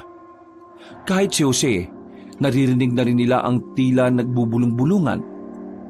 Mukhang malaking pagkakamali talagang lumabas tayo ng bahay. Mas mapapahamak tayo kung mananatili tayo ron. Isa pa, pwedeng maraming madamay na tao. Jose, ikaw nang bahala sa bata. Kami narito. Teka. Pati ikaw, Lola, lalaban? Tingin mo, magdadala ako ng ita kung tutunga nga lang ako? Dali mo na si Agilus kay Lolo. Bilisan mo, mauna na kayo. Hindi na nagsayang pa ng pagkakataon si Jose. Dali-dali na siyang tumakbo paalis. Nang lumiko na sila sa gilid, nakita nilang may 3 lalaki na nakaupo roon. Kahina-hinala para kay Jose ang 3, kaya hindi siya dumaan doon. Nang lagpasan nila yon, nakita niyang sumusunod na ang 3 sa kanila. Kuya, baba mo na ako. Lalabanan ko sila. Magtigil ka. Bubwit ka pa lang, no? Malalaking daga na yon. Aswang din ako, kuya. Lalabanan ko sila. Huwag ka na nga makulit. Maabutan nila tayo kapag di ko sila nilabanan eh. Ay sus, ang kulit mo naman. Aray! Kinigat ng batang si Agilus ang braso ng lalaki. Nang mabitiwan niya ang bata, nakita ni Jose na nilabanan nga ng bata ang 3 aswang. Mabilis ang ginawang pagkilos ng bata. Para bang hindi ito nanggaling sa malalang mga sugat. Kumuha siya ng bato sa gilid para tulungan niya ang bata. Nilapitan niya si Agilus at binato sa mukha ang isang lalaking aswang. Tinamaan naman niya yon, dahilan para mapaatras ito. Aalis na sana mga yon pero hindi yun pinatakas ni Agilus. Pinagkakalmot ng bata ng mahahaba nitong kuko ang 3 aswang hanggang sa mamatay na ang mga yon. Ang bihira. Bata ka ba talaga? Bata lang po ako, pero ang batang aswang ay sobrang layo po sa mga normal na bata lang. Oo na. Tara na. Palis na sana sila ng mga sandaling yon. Pero natanong nilang may mga aswang na namang paparating. Pero sa pagkakataong yon, hindi na nila mabilang kung gaano yun karami. Wala silang ibang magagawa ng mga oras na yon kundi ang umatras. Hindi pa sila nakakalayo, may isang tricycle ang tumigil sa kanilang harapan. Pre, sakay na! Uy, Pedro! Bilis! Anak ng teteng oh! Wala silang sinayang na pagkakataon. Madali silang sumakay roon. Pinaharurot naman ni Pedro ng mabilisang tricycle. At dahil doon, hindi na nga sila nahabol pa ng mga aswang. Makalipas lang ang ilang sandali, ipinarada na nila ang sasakyan sa gilid. Naglakad na sila patungo sa baryo nila ni Mang Maximo. Kaninong tricycle yung ginamit natin, pre? Sa kakilala ko. Inayos ko kasi kanina eh. Tinestin ko ngayon. Nakita ko kayong natakbo. Ay naku, pambihira ka. Hindi naman pala sa'yo yan eh. Pero maraming salamat rin, pre ha. Kung hindi ka dumating, baka kung napano na kami. Yan ba yung sinasabi mong bata na inampon ni Aling Luz? Oo, si Agilus. Alam ko na pre, nakita ko kanina. Ang alin? Naswang ang batang yan, pero huwag ka mag-alala. Hindi naman ako natatakot sa iyo, bata. Nakita ko kung paano mo labanan yung mga kapwa mo aswang kanina eh. Hindi po ako masamang aswang, pero hinahanap po ko ng masasamang aswang eh. Si Kuya Carlos po, siya po yung masama. Ano? Sino naman si Carlos, pre? Base kina Lola, yun daw ang pinuno ng mga aswang ngayon. Oh, yun na pala sa bungad yung baryo nila Mang Maximo eh. Tara, bilisan na natin. Nagmamadali silang naglakad paakyat. Nang makapasok na sila sa baryo ay agad nilang hinanap ang bahay ng matandang manunugis. Pagdating nila roon, sakto namang nasa bakuran lang ang matandang lalaki habang lumalaklak na naman ng lambanog. Mang Maximo? Ah, Jose, bakit ka nandito? Bakit mo dinala yan dito? Patulog na kami kanina. Biglang sabi ni Melanie at Lola na may nagmamanman sa bahay. Naisipan niyang umalis na ron dahil baka dumating daw si Carlos at yung mga aswang. Pero habang tumatakas naman kami, nasundan na kami ng mga aswang. Kaya ayun, pinauna ako ni Melanie. Kasama niya si Lola. May pag-aalala sa tinig ng binata. Nag-aalala siya para sa kanyang lola. Matanda na ang lola niya. Alam niyang limitado na lamang ang kayang gawin nito. Pagdating sa pagkilos, alam niyang limitado na lamang ang kayang gawin nito pagdating sa pagkilos. Pero napansin ni Jose na parang kalmado lang naman si Mang Maximo. Para bang hindi man lang ito nag-aalala na nasa labanan ang kanyang apo na si Melanie. Hindi po ba kayo nag-aalala para sa kanya? Hindi.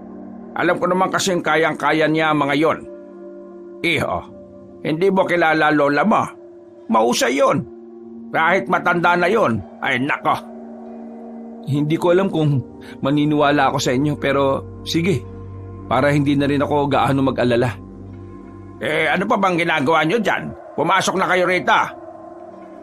Lumapit si Jose sa matandang lalaki. Pero agad na naamoy ni Mang Maximo ang panghi na umaalingasaw. Teka. Bakit mapanghi? Umamin nga kayo. Sinong mapanghi sa inyong tatlo? Kanina ko pa nga po naamoy yun eh. Pero hindi lang ako sigurado kung sino po sa kanilang dalawa. Umipo kasi ako kanina sa higaan eh. Pero nakapagpalit naman ako at nakapagpunas na. Baka po si Kuya Jose po ang mapanghi. Nagpalit lang po kasi siya ng suot eh. Oo na, ako na ang mapanghi. Bisit na buhay to. Mang Maximo, pwede bang magbuhos muna sa inyo? Kahit ako, naiiritan na rin ako sa amoy ko eh. Ay sige, pumunta ka lang sa gilid kung saan madalas maglabas si Melanie. Habang nagbabanlaw ka ng katawan, magluluto na muna ako ng pwede nating makain. Agad na nagtungo ang binata sa gilid ng bahay. Agad niyang hinubad ang mga suot niya. Wala na siyang suot na kahit na ano. Madilim naman doon, kaya ayos lang sa kanya. Nakapaghugas naman siya kaagad at nawala na rin ang mga mapanghing amoy. Pagbalik niya, nakahanda na ang mga pagkain. Tahimik lang silang kumakain noong mga oras na yon. Natulala na lamang si Jose. Hindi niya pa rin kasi maisip kung papaano naging ganon ang sitwasyon ng kanilang buhay.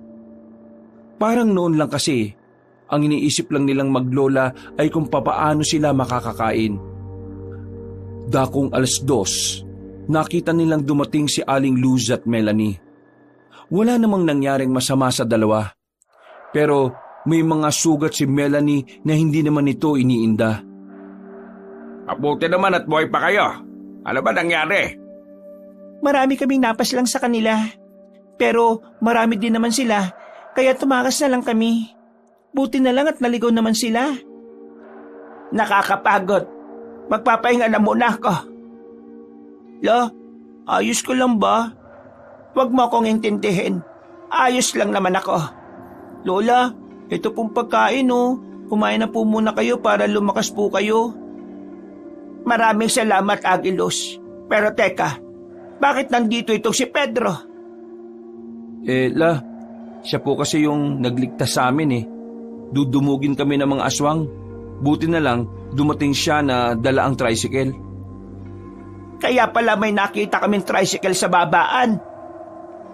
Sandaling natahimik ang paligid na parabang may napadaang anghel. Mararamdaman ang kaba sa bawat isa. Dito na mas napagtanto ni Jose na nagiging seryoso na ang lahat. Dahil ayon kay Aling Luz at Melanie, si Agilos talaga ang puntirya ng mga aswang. Bukas, kailangan niyong umalis dito. Pumunta kayo sa kampo. Mas ligtas kayo roon. Pero ikaw, Jose, at total, kasama mo na rin naman ang tropa mo. Sasamahan niyo ako rito. Po? Bakit po? Anong gagawin natin dito? Nakakasiguro ako na meron akong bisita bukas ng umaga. Kailangan ko ang tulong ninyong dalawa. Kailangan ko ng alalay. Sinasabi mo bang pupunta rito si Carlos? Kukunan ko ng dugo mamaya ang batang ito. Nang sa ganon maiwan ang amoy ng bata rito. Lalabas ako bukas ng hapon. Susubukan kong pasunurin dito si Carlos. Kapag pumasok siya ng bakuran na ito, katapusan na niya. Natapos ko na ang solidong ritual na talaga namang makakaapekto sa utak niya. Sa oras na lumagpas pa siya sa guhit na yan, abay, tapos ang buhay niya sa akin. Para maintindihan niyong dalawa, ang ritual na sinasabi ni Lolo ay isa sa mga makalumang ritual na kung saan ginagamit lang ito sa mga aswang. Maglalagay ang magriritual ng 4 na kandilang itim na pakudrado. Ito ang magsisilbing boundary sa pagitan. Kaya ang mga kandila na yon ay di basta-basta kandila. Dahil naglalaman yun ng itim na mahika na gumagana lang kapag aswang mismo ang paggagamitan. Sigurado ka bang magiging epektibo ang gagawin mo? Hindi ka ba mapapahamak? Alam mo kung gaano kalakas ang aswang na si Carlos. Nag-aalala ka ba sa akin? Kinikilig tuloy ako. Tumigil ka nga. Seryoso akong nagsasalita eh. Luz, pinaghandaan ko ang planong ito. Halos 1 taon ko rin itong inaral. Nakakasiguro ko na ito lang ang bukod tanging ritual na tatalab kay Carlos. Kung sakaling hindi tumalab, Jose, at ikaw kaibigan ni Jose, tumakbo agad kayo. Kasi katapusan nyo na rin doon. Nagtindigan ang balahibo ni Jose ng mga sandaling yon. Maging si Pedro ay hindi na rin nakapagsalita. Parang nagsisisi na si Pedro na napasama pa sa gulong yon. Sa pagkakaalala niya, sinusubukan lang naman niya ang makina ng tricycle na ginagawa niya. Pumasok na muna sila sa loob ng bahay. Habang ginagamot ni Aling Luz sa mga sugat ni Melanie, sinubukan naman ni Jose na makaidlip. Bagsak na kasi ang mga mata niya. Pero sa tuwing maaalala niya ang banta ng mga aswang, bigla siyang napapadilat. Nagiging tamang hinala na siya sa bawat kaluskos na maririnig niya. Pakiramdam niya, anumang oras ay bigla silang malalagay sa panganib. Sa kakaisip ng kung ano-ano, hindi na namalayan ni Jose na nakatulog na pala siya. Paggising niya ay tirik na ang araw sa labas. Siya na lang pala ang natitirang nakahilata roon. Nasa labas na ang lahat at nagsisimula ng mag-almusal.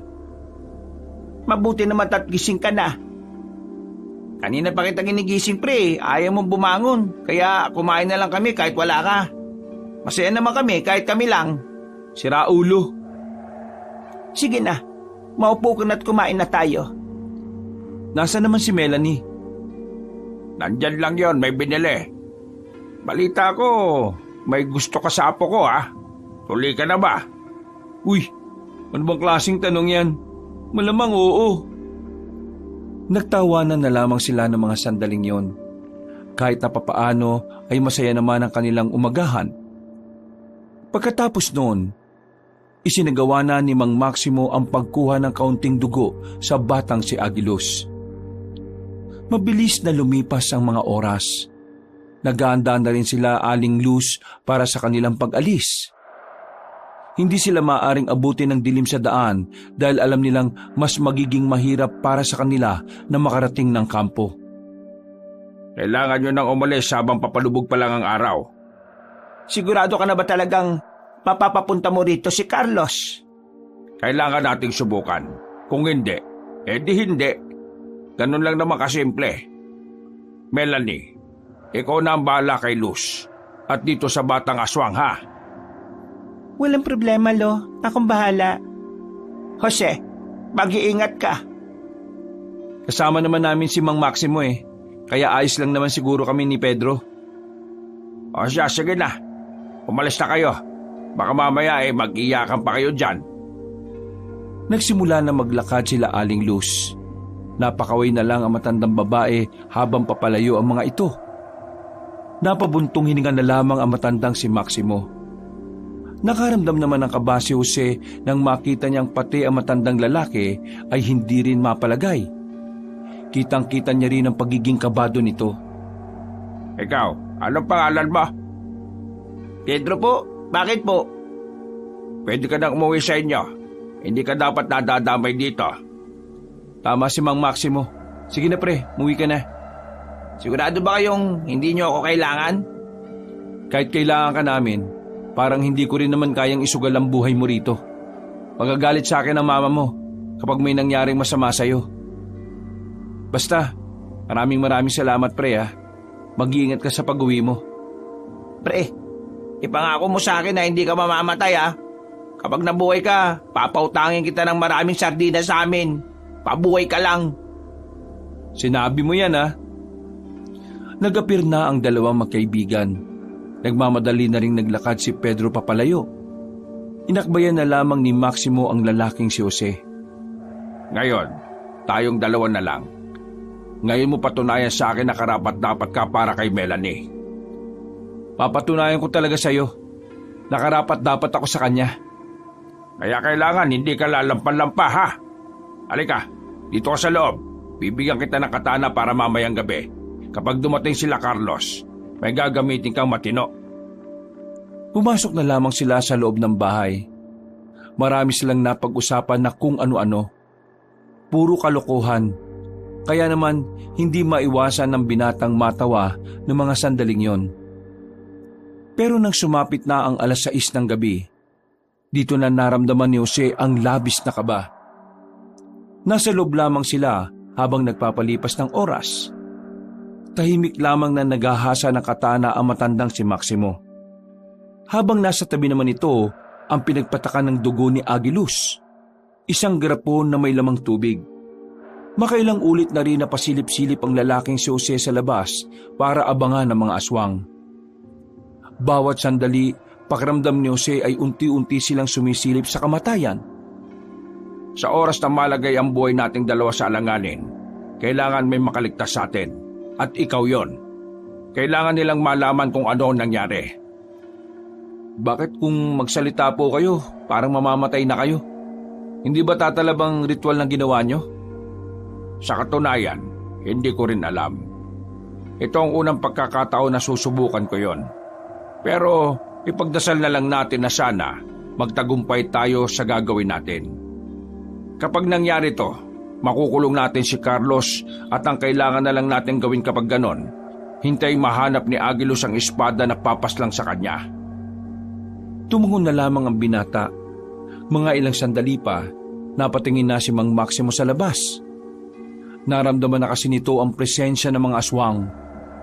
Sa pagkakataong ito, ay tumayo na sila at pumwesto na sa tapat ng bahay.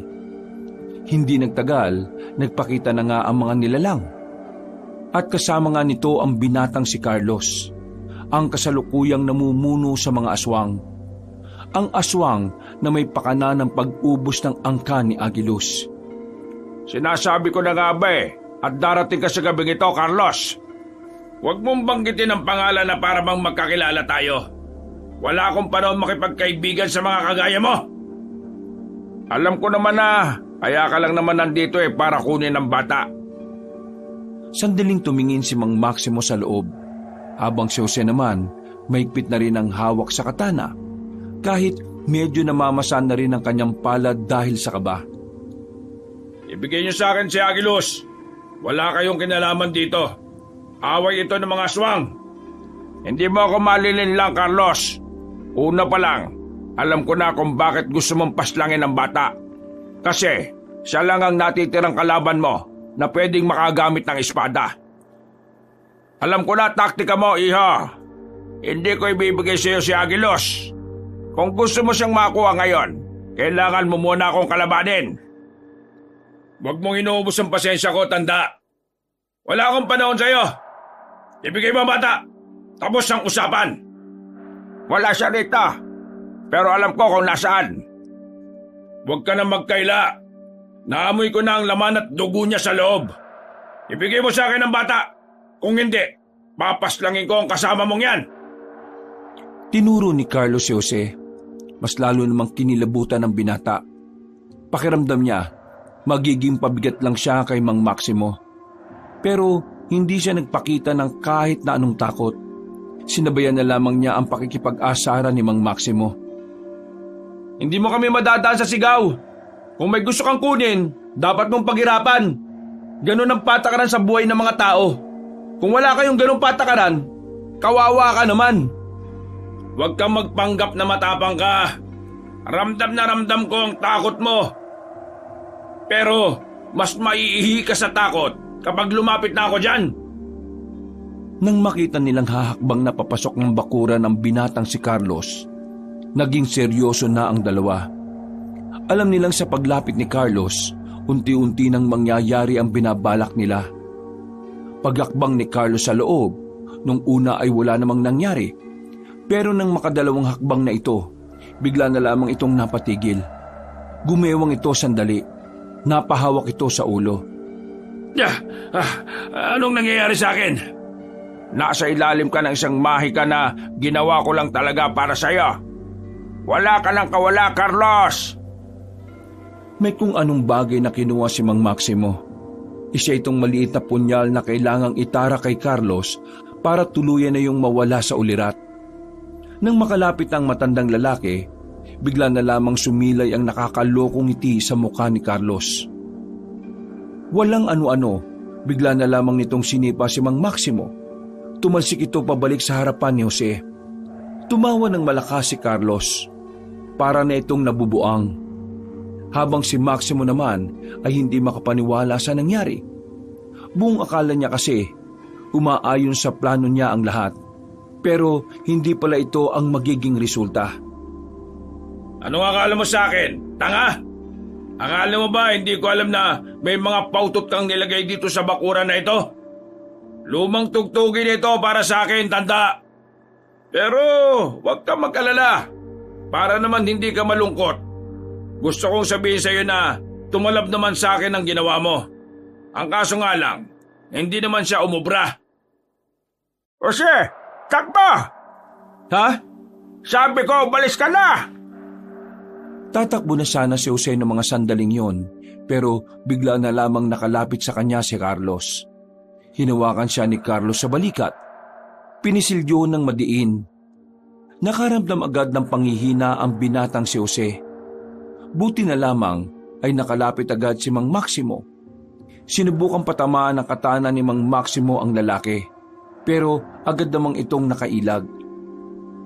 Mang Maximo, kailangan natin siyang labanan ng sabay. Hindi, kailangan mo umalis. Delikado ka. Nakakalimutan niyo na bang may kailangan akong patunayan? Talagang porsigido ka, ha? Sige. Pumorma na ang dalawa habang si Carlos naman ay iiling-iling lang at natatawa na lang din. Hindi nagtagal, nakipagsagupaan na nga sila sa lalaking aswang. Kamay lang ang ginagamit sa kanila ni Carlos. At kahit na may katana silang hawak, kitang-kita pa rin na tagilid ang dalawa sa laban na yon. Madalas lang na makailag si Carlos. Ni hindi pa nga ito seryoso sa laban. Hanggang dyan lang ba ang kaya niyong gawin para ipagtanggol ang batang tinatago niyo? Mga ibang! Bumuntong hininga si Mang Maximo nang makaramdam ng pagod. Saka lamang din napansin ni Jose na may sugat na rin ang matandang manunugis. Sa mga sandaling ito, ang pagtakas na lamang ang natitirang paraan para makaalis sila ng buhay. Pero sa sitwasyon, mukhang walang balak si Carlos na paalisin sila ng buhay. Kabado, tensyonado at natutuliro na ang utak ni Jose. Wala siyang magawa. Kahit si Mang Maximo din ay wala ring magawa. Nararamdaman ni Jose na parang pinapahaba lamang ni Mang Maximo ang oras para magkaroon siya ng pagkakataong tumakas. Kung gusto mong makuha si Agilos, kailangan mo muna akong harapin. Yun lang ang tanging paraan. Ayoko nang patagalin pa ito. Naiirita na ako sa mga sinasabi mo. Lumundag na mataas ang lalaking si Carlos. Pagbagsak nito ay napunta ito sa likuran ni Mang Maximo. Nakatanggap ang matandang lalaki ng mahabang kalmot sa likuran.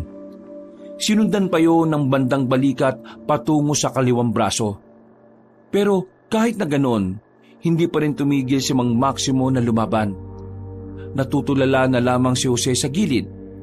Batid niya na kahit tumulong siya, wala rin namang mangyayari. Tumakbo ka na! Bilisan mo! Natauhan ng binatang si Jose. Nagmamadali siyang tumungo sa gilid ng bahay kung saan naroon ang daan patungo sa lagusang paalis. Pero bigla na lamang siyang hinarang ni Carlos. Akmang kakalmutin na siya pero pumukol ng punyal si Mang Maximo. At tinamaan naman ang pinunong aswang sa bandang dibdib. Nakakuha ng pagkakataon si Jose na makapunta sa gilid. Habang si Carlos naman ay sandaling natigilan. Ikaw na ang bahalang mag-alaga sa apo ko. Sige na! Nakangiting wika ni Maximo. Naiyak na lamang si Jose ng mga sandaling yon. Alam niyang kapag nilisan na niya ang lugar na yon, yun na rin ang huling pagkakataon na makikita niya si Mang Maximo. Tumango na lamang siya sa matandang lalaki at dali-dali na rin tumakbo. Sinubukan pa siyang habulin ng ibang aswang pero masyadong mabilis ang kanyang takbo. Isa pa, sa dinaanan niya ay maraming nakatanim na bawang. Dahilan para hindi na siya habulin ng mga aswang. Isang oras siyang takbo ng takbo. Hindi na niya namalaya na nakarating na pala siya sa kalsada. Habang tumatakbo, bigla na lang may humablot sa kanyang lalaki papunta sa gilid. Nang mapagtanto niyang si Pedro yon, hindi na siya nagpumiglas pa. Nagtungo sila ni Pedro sa liblib at doon sila nag-usap. Natakas na ako kanina. Nakita ko yung mga aswang. Napilitan na lang ako magtago sa takot na baka makita nila ako eh. Isang oras na ako nakatago doon kanina. Hindi ko pa nabalikan yung tricycle. Yari na to. Iniwan ko si Mang Maximo habang kalaban niya si Carlos. Huwag mong sisihin ang sarili mo. Ginawa mo naman ang lahat, di ba? Yun din naman ang utos niya Kailangan masabi ko kina Melanie ang nangyari. Pero pre, hindi ko maiwasang hindi manghina at mainis. Wala akong magawa habang nakikipaglaban siya. Hindi na natin may babalik ang nangyari, pre. Ang maganda nating gawin, magpakabuti tayo sa susunod nating laban. Ibig ko sabihin, mag-practice tayo. Mag-aral tayo.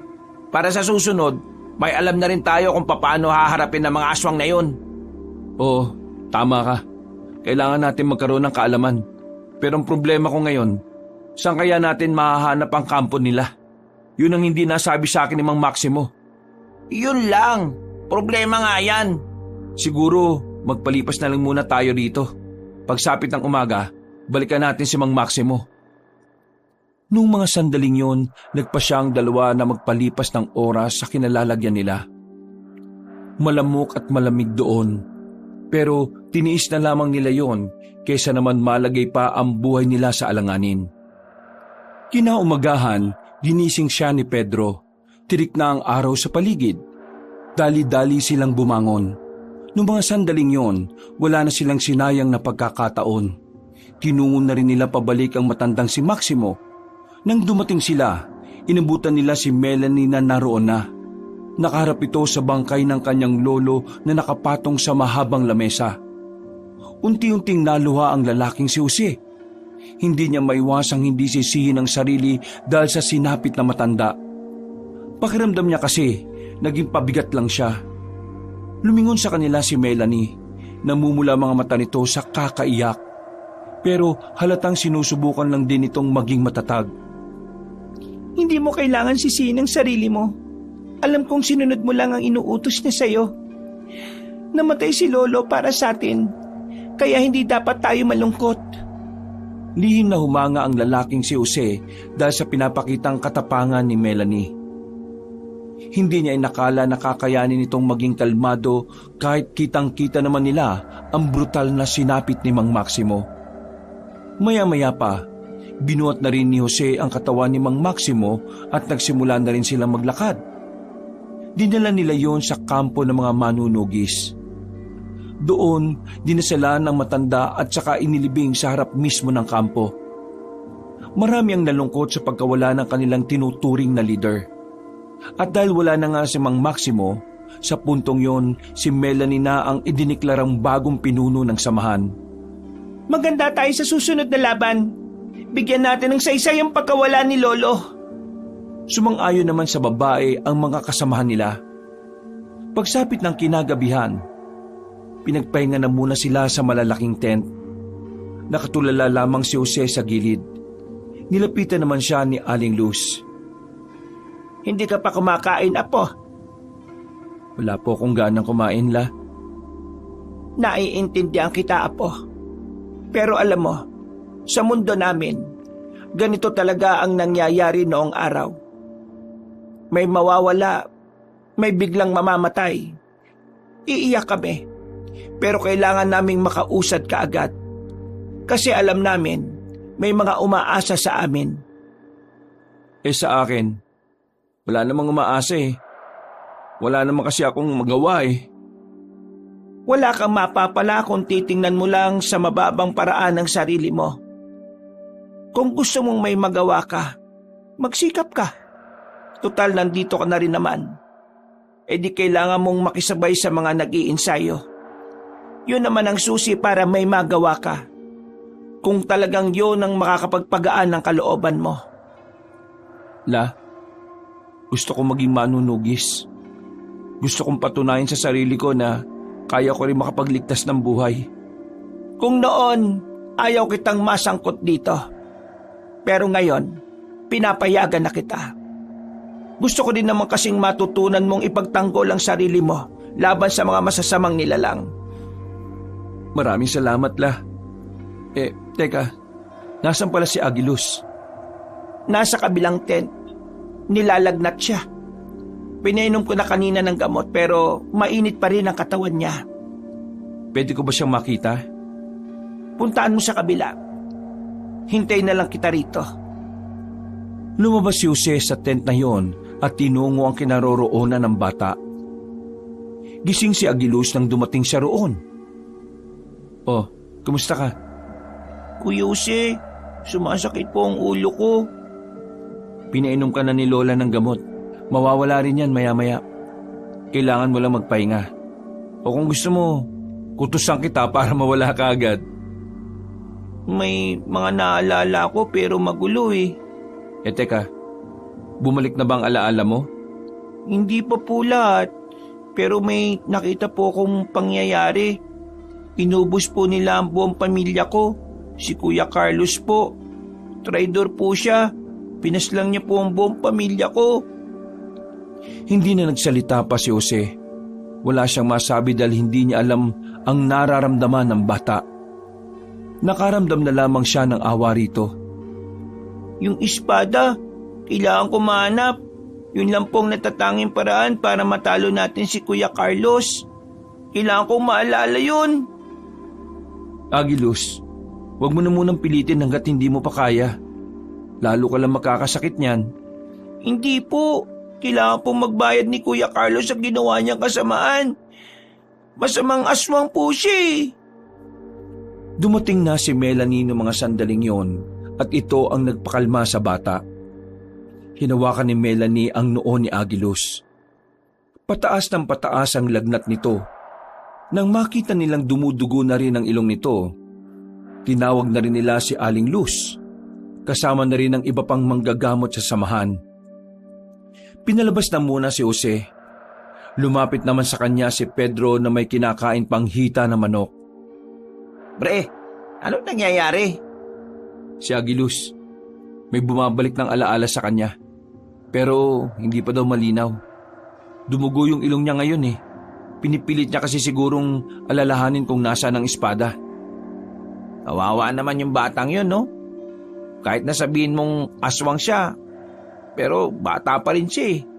Napaka-inosente. Siya ang nahihirapan. Mas nakakaawa kasi dahil naalala niyang pinaslang ng mga kapwa nila aswang ang buong pamilya niya. Sana talaga matapos na ang lahat ng ito, no? Sana wala nang buhay pang mawala. Sana nga manalo tayo. At sana matalo natin ang mga aswang. Bumuntong hininga na lamang si Jose. Bumalik na rin sila sa kanilang tolda. Maya-maya pa, narinig nilang nasa maayos ng kalagayan si Agilus. Nagpapahinga na lamang yon habang binabantayan ni Aling Luz. Dumating si Melanie sa kanilang tolda at lumapit sa kanilang dalawa. Bukas, sasaba kayo sa pag-iinsayo. Hindi pwedeng wala kayong alam. Mauuna kayong mamatay kapag hindi nyo kayang harapin ng mga aswang. Oo, gusto ko na rin mag-insayo eh. Nangako ko kay Mang Maximo na poprotektahan kita sa abot ng makakaya ko. Huwag mong gawin yon para sa akin. Gawin mo yon para sa mas nakakarami. Kailangan nila tayo. Melanie, yung sugat mo sa paa, nakabuka oh, dumudugo. Ayos ka lang ba? Ayos lang naman ako. Sanay na ako sa ganito. Lumabas na kayo dyan at kakain na tayong lahat. Nauna nang umalis ang dalaga. Bumuntong hininga na lamang si Jose noong mga sandaling yon. Pre, tapang ni Melanie, no? May pag-asa ka kaya sa kanya? Hindi ko naman na iniisip yun eh. Ang iniisip ko na lang kung paano ako magiging kapaki-pakinabang sa laban na ito para sa lahat. Mabilis na lumipas ang mga araw. Sumalang na nga si Jose sa pag-iinsayo kasama ang iba pang mga baguhang manunugis. Hindi naging madali para sa binata ang lahat, lalo pat walang-wala talaga siyang alam na kahit na ano. Kahit tamang paghawak ng katana ay kailangan niya pang malaman. Sugatan ng kamay, paa at tuhod ni Jose. Lahat ng yun ay tinamo niya dahil sa araw-araw na pakikipagsagupaan sa mga kapwa manunugis. Sa halos 3 linggo, marami-rami na rin namang natutunan ng binata. Masasabi niyang kahit na papaano, kakayanin na rin niyang makipaglaban.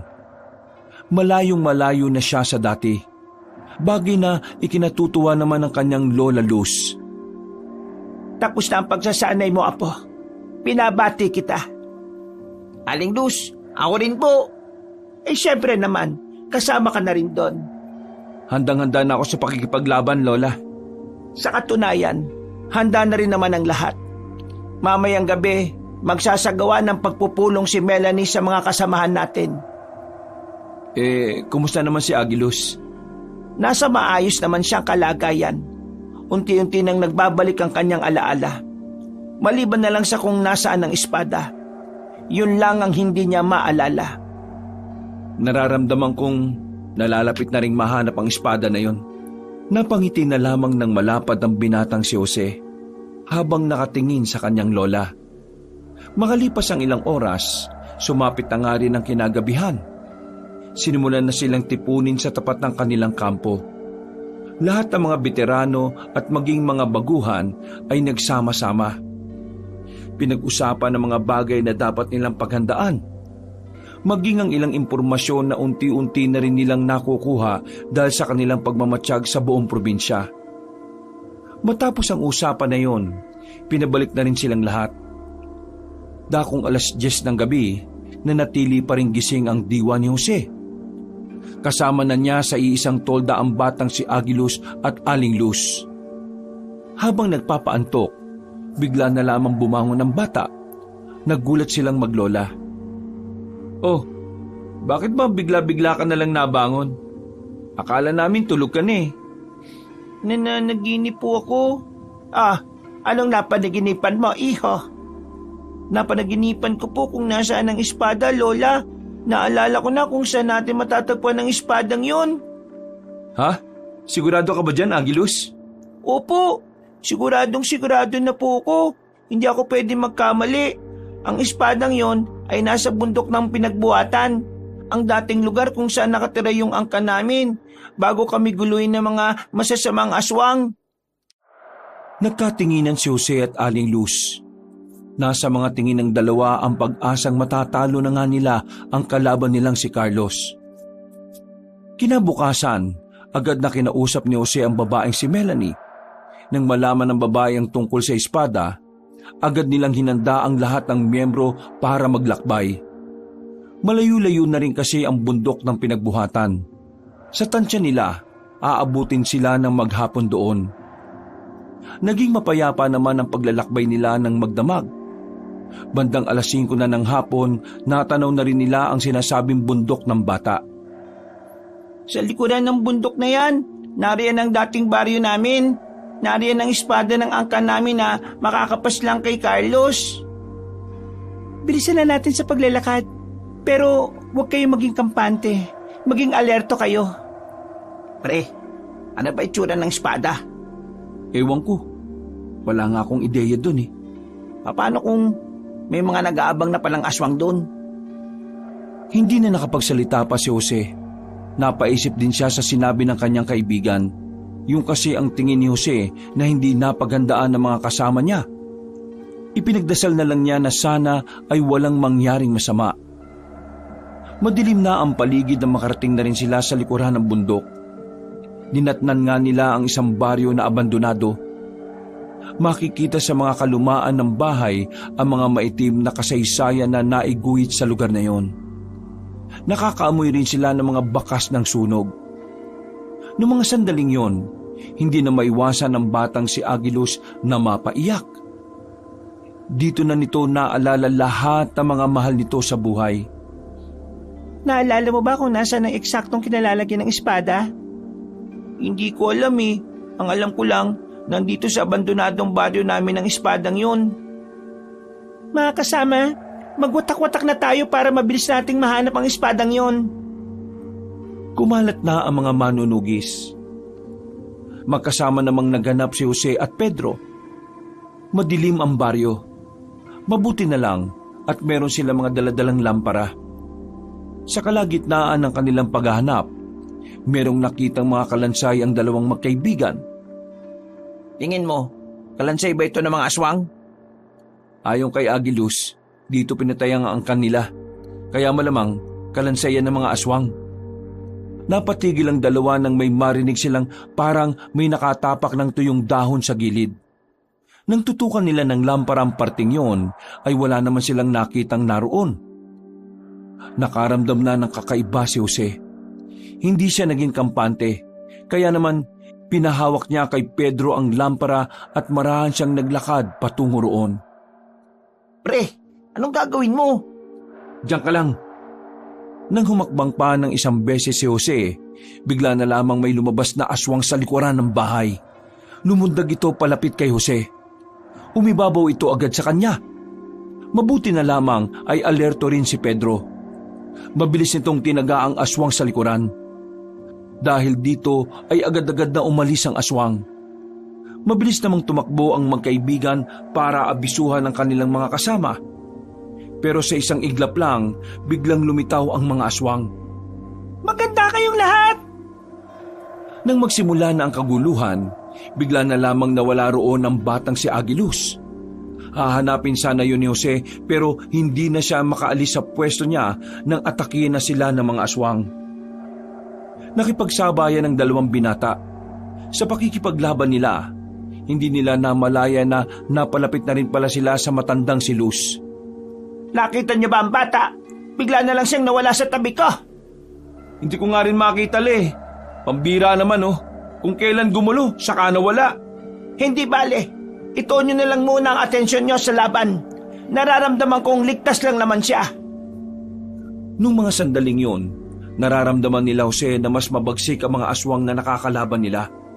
Mas mababangis na parang mga leon sa kagubatan na gutom. Mabuti na lang talaga. Di kalibre rin talaga ang galaw ng karamihan sa kanila. Kaya kahit na papaano, kinakaya nilang tapatan ng mga yon. Natigil sandali ang kanilang labanan nang tumalo ng mga aswang sa mga puno at bubungan. dumating bigla ang binatang si Carlos. Nanlilisik na ang mga mata nitong nakatingin sa kanila.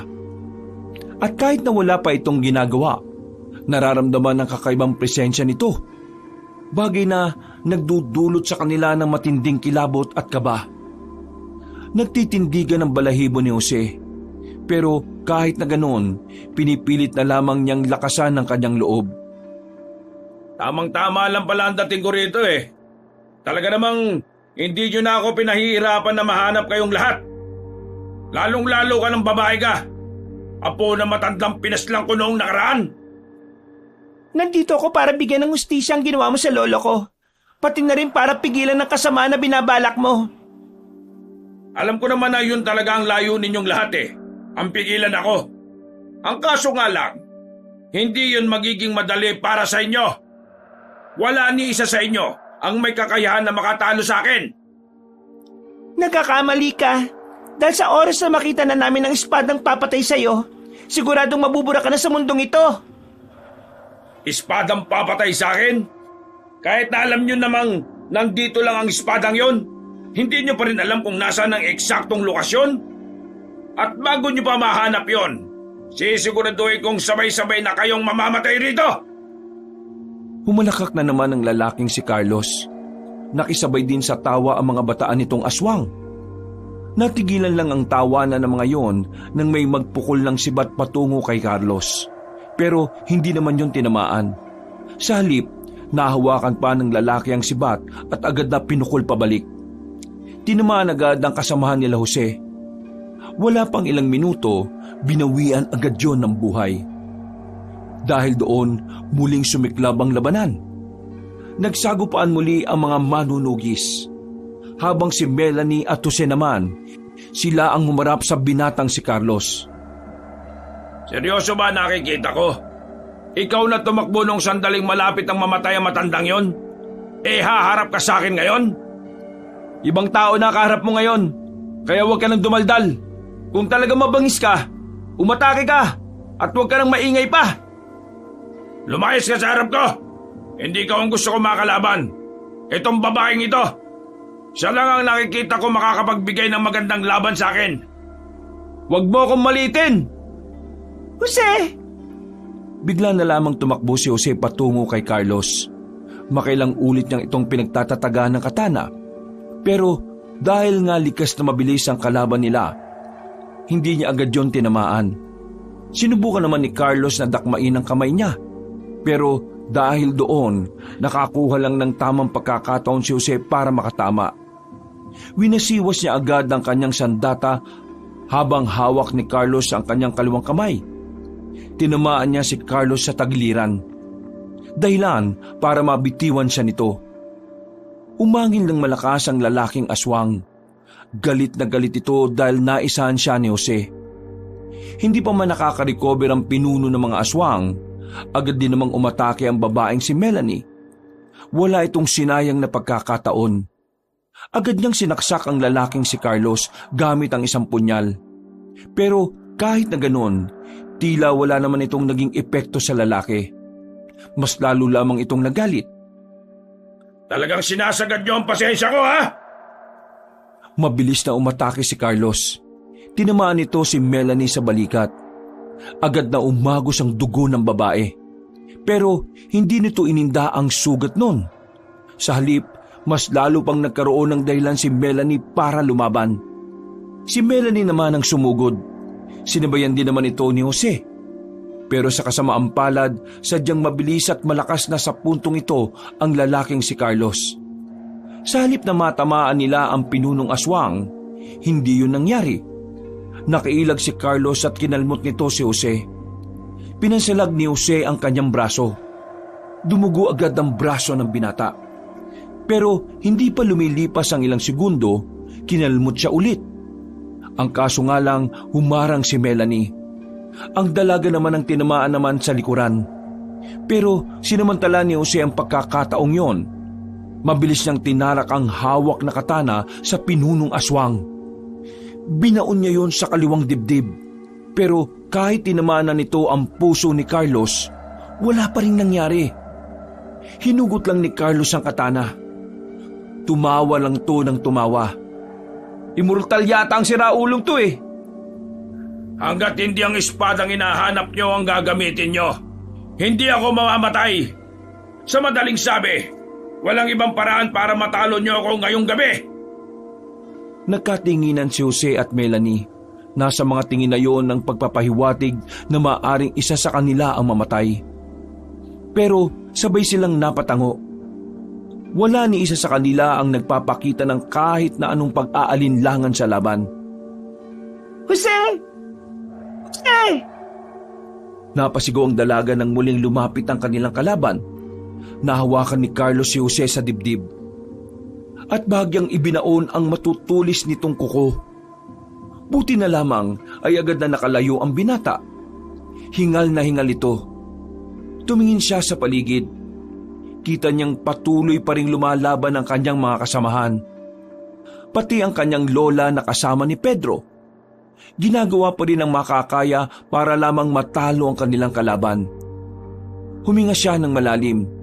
Nadagdagan ng lakas ng kanyang loob dahil sa mga kasama niyang hindi nawawala ng pag-asa. Melanie, kaya natin to! Naniniwala ako na maya-maya lang darating ang pag-asa natin!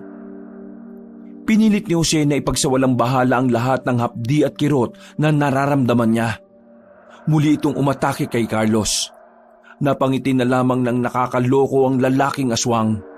Ngunit ang hindi nito alam, si Melanie pala ang unang makakalapit sa kanya. Tinaga ito ni Melanie. Tinamaan agad ng babae si Carlos sa bandang batok. Dahil dito ay bahagyang napatigil ang lalaking aswang. Pero tulad nung una, wala pa ring nangyari. Hindi man lang nasaktan si Carlos. Tinatawanan lang sila nito. Dinakman ni Carlos si Melanie at saka pinagkakakalmot sa kung sasaang parte ng katawan. Sinipa pa ito kaya tumama ang dalaga sa sementadong bahay. Si Jose na lamang ang nananatiling tong kalaban na nakatindig. Nang umatake ang binata, nakailag si Carlos. Sa halip, hinawakan nito ang hita ni Jose at saka ibinao ng mahaba at matutulis na kuko. Sigaw ng sigaw sa sakit ang binata. Hindi pa nakontento si Carlos. Kinagat pa nito sa binti si Jose. Pagkatapos, sinikmuraan ng malakas. Tatapusin na sana ni Carlos si Jose nang biglang nakabangon pa rin si Melanie. Buong pagsisikap itong lumapit. Pero bago niya pa mapatama ang hawak-hawak na katana, ay nahawakan na siya nito sa liig. Pinilit ni Jose na makagapang palapit kay Carlos. Kumapit siya sa paa ng lalaki. Tinarak niya ang hawak na katana sa paa nito. Dahil dito, nabitiwan ni Carlos si Melanie. Pero siya naman ang pinagbalingan at pinagsusuntok siya sa sikmura. Hanggang sa sumuka na siya ng dugo. Ang tigas ng ulo mo! Sinabi nang wala akong pakialam sa'yo Sayang lang ang oras ko na paslangin ka! Hindi ko hayaan na saktan mo si Melanie. Ako ang harapin mo! Bakit? Mahal mo bang isang ito? Ganon Mas maganda! Sumilay ang nakakatakot ng ngiti ni Carlos. Dahil dito ay mas lalong kinabahan si Jose. Batin niyang mas lalo pang maghangad ng pinunong aswang na mapaslang si Melanie sa mga sandaling yon. Naglakad uli si Carlos patungo sa dalaga na sa mga sandaling ito nahihirapan ng makakilos. Pero pinipilit pa rin itong makakilos. Pasensya ka na, babae. Pero ang ayaw ko sa lahat ay yung may mga nagmamahalan sa harapan ko. Kaya ngayon, ikaw na munang uunahin ko. Humaba ang kuko ni Carlos. Nasa aktong gigilitan na nito sa liig ang dalaga nang biglang may nakita silang malakas na liwanag na nagmumula sa likuran ng mga puno. Napatigil ang lahat. Wala silang ideya kung ano yon. Maging ang pinunong aswang na si Carlos ay hindi rin alam kung ano ang nangyayari. Mga ilang sandali lang, nagulat ang mga aswang nang biglang lumundag patungo sa labanan ang batang si Agilus. Hawak-hawak na nito ang espada na hindi naman kalakihan. Hindi ito pwede! Nandito na ako para pigilan ang kasamaan mo, Kuya Carlos! Napangiti na lamang si Jose at Melanie. At sa mga sandaling yon, ay tila nagkaroon na ng maliwanag na pag-asa ang mga manunugis. Bagay na mas lalong nagbigay sa kanila ng lakas ng loob at mataas na moral. Muling nagpatuloy ang labanan at kitang-kita ang pagiging determinado ng mga manunugis. Ito ang naging dahilan para unti-unting maubos ang mga aswang. Samantala, hindi naman nagsayang ng oras ang batang si Agilus. Nagpalit na rin ito ng anyo bilang aswang. Agad na nakipaglaban ang bata kay Carlos. Malakas pa rin naman si Carlos pero dahil sa pagkabahala, wala itong ibang nagawa kundi ang ilaga ng bawat hagupit ng mahiwagang espada. Sinasabi ko na nga ba at darating din ang pag-asa natin. Sa wakas, akala ko sabay na tayong harap kay San Pedro Hindi, sa pari tayo haharap. Nagsalubong na lamang ang kilay ni Melanie, pero agad nilang itinuon ang kanilang atensyon sa laban ng bata at ng pinuno ng mga aswang. Mahahalata ang pagiging tensyonado sa itsura ng lalaking si Carlos, habang ang batang si Agilus naman ay sigilang sa paglusob. Walang yang batang to Visit talaga! Pagtalon ni Carlos sa bubungan, ay agad na nakasunod ang batang si Agilus. Sa hindi niya inaasahan, nakaamba na pala ang hawak nitong espada. Hindi na nakailag pa si Carlos. Tinamaan ito sa kamay. Naputol ang kaliwang kamay niya ng ganun na lamang kadali. At ang mas masaklap pa, ramdam na ramdam ni Carlos ang sakit at hapdi. Hindi na ito gaya ng mga galos na nagawa ni Jose at Melanie. Napadistansya ang lalaki. Hingal na hingal ito dulot ng pagkaputol ng kamay nito. Pero hindi pa nakontento ang bata. Lumusob pa ito ng lumusob. Walang ibang magawa si Carlos kundi umilag lang. Ginagalit mo talaga akong bata ka Pwes, ilalabas ko na ngayon ang tunay na lakas ko. Matitikman mo na to ngayon. Magpapalit pa sana ng anyo ang lalaki pero agad siyang nilapitan ni Agilus. Muli siya nitong tinaga. At sa pagkakataon naman ito, tinamaan si Carlos sa balikat. Laylay na ang kaliwang balikat niya. Mabagal na rin ang kilos nito. Medyo umikot na rin ang paningin pero pinipilit na lamang makatindig. Ngayon mo pagbabayaran ng ginawa mo sa pamilya ko, Kuya Carlos. Tatapusin na kita gamit itong mahiwagang espada ng aming angkan. Tingin mo papayag ako matalo ng isang bubwit na kagaya mo? Managinip ka ng gising! Hindi ikaw ang magdidesisyon kung kailan ka matatapos. Kahit pumayag ka o hindi, matatapos ka ngayon, Kuya Carlos! Umangil si Carlos pero mahina na ang angil nito. Parang nawala na rin ang angas sa katawan ng lalaki. Muling pumorma ang bata. Pumikit ito sandali. Habang si Carlos naman, pinaghahandaan ng muling pag-atake ng bata. Pagdilat ni Agilus, tumalon ito ng mataas. Nagawa pang makailag ni Carlos nang bumalik ito. Pero hindi siya tinatantanan ni Agilus hanggang sa... Tapos ka na ngayon, Kuya Carlos! Hindi na nakaiwas pa ang pinuno ng mga aswang. Nanlalaki ang mga mata nito nang maramdaman ng espada na nakatarak na sa katawan. Tumagos pa ito hanggang sa likod. Sumuka ng dugo si Carlos. Nang hugutin na ng bata ang espada, tuluyan ng bumagsak ang lalaki. Mabilis ang paghinga nito habang bumubuga ng dugo. Kung saan ka man mapunta, sana hindi ka na bumalik dito sa mundo, Kuya Carlos. Nanlilisik ang mga mata ni Carlos bago ito tuluyang malagutan ng hininga. Nang matalo ng bata ang pinuno, unti-unti na ring nagapi ang mga aswang. Nakamit na rin nila sa wakas ang tagumpay. Bumalik sila sa kampo. Ang mga sugutan nilang mga kasamahan ay agad na inasikaso ng mga manggagamot. Habang si Jose at Melanie naman ay agad ding binigyan ng paunang lunas. Makalipas lang ang ilang araw, nakarecover na silang lahat. Nakabalik na sila sa kanilang baryo. Nakahinga na rin ng maluwag dahil naagapan nilang madamay ang mga residente. Samantala, sa mismong araw ng kanilang pagbalik ay hinuli rin ng mga pulis si Konsehal Openg. Hindi dahil sa mga alaga nitong aswang, kundi dahil sa iba pa nitong kaso na naungkat.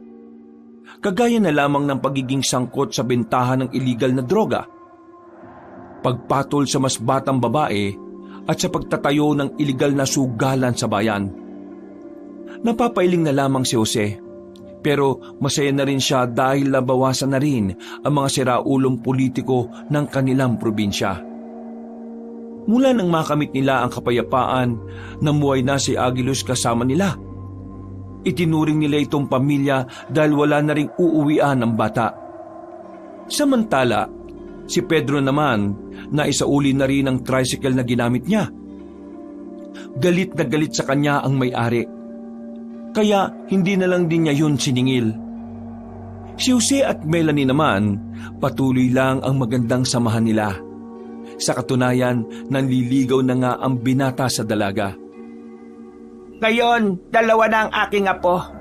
Mas masaya na ang pamilyang ito. Ako po ba, hindi kasali? May sarili ka namang lola eh. Nagtawanan na lamang sila nung hapon. Sama-sama silang kumain sa bakuran at pinagsaluhan ng masasayang sandaling yon. Wala na ang mga aswang. Wala na ang kaguluhan. Kaya naman, sabik na si Jose na tahakin ang bagong kabanata ng kanilang buhay. Kasama ang mga bagong miyembro ng kanilang pamilya. Wakas.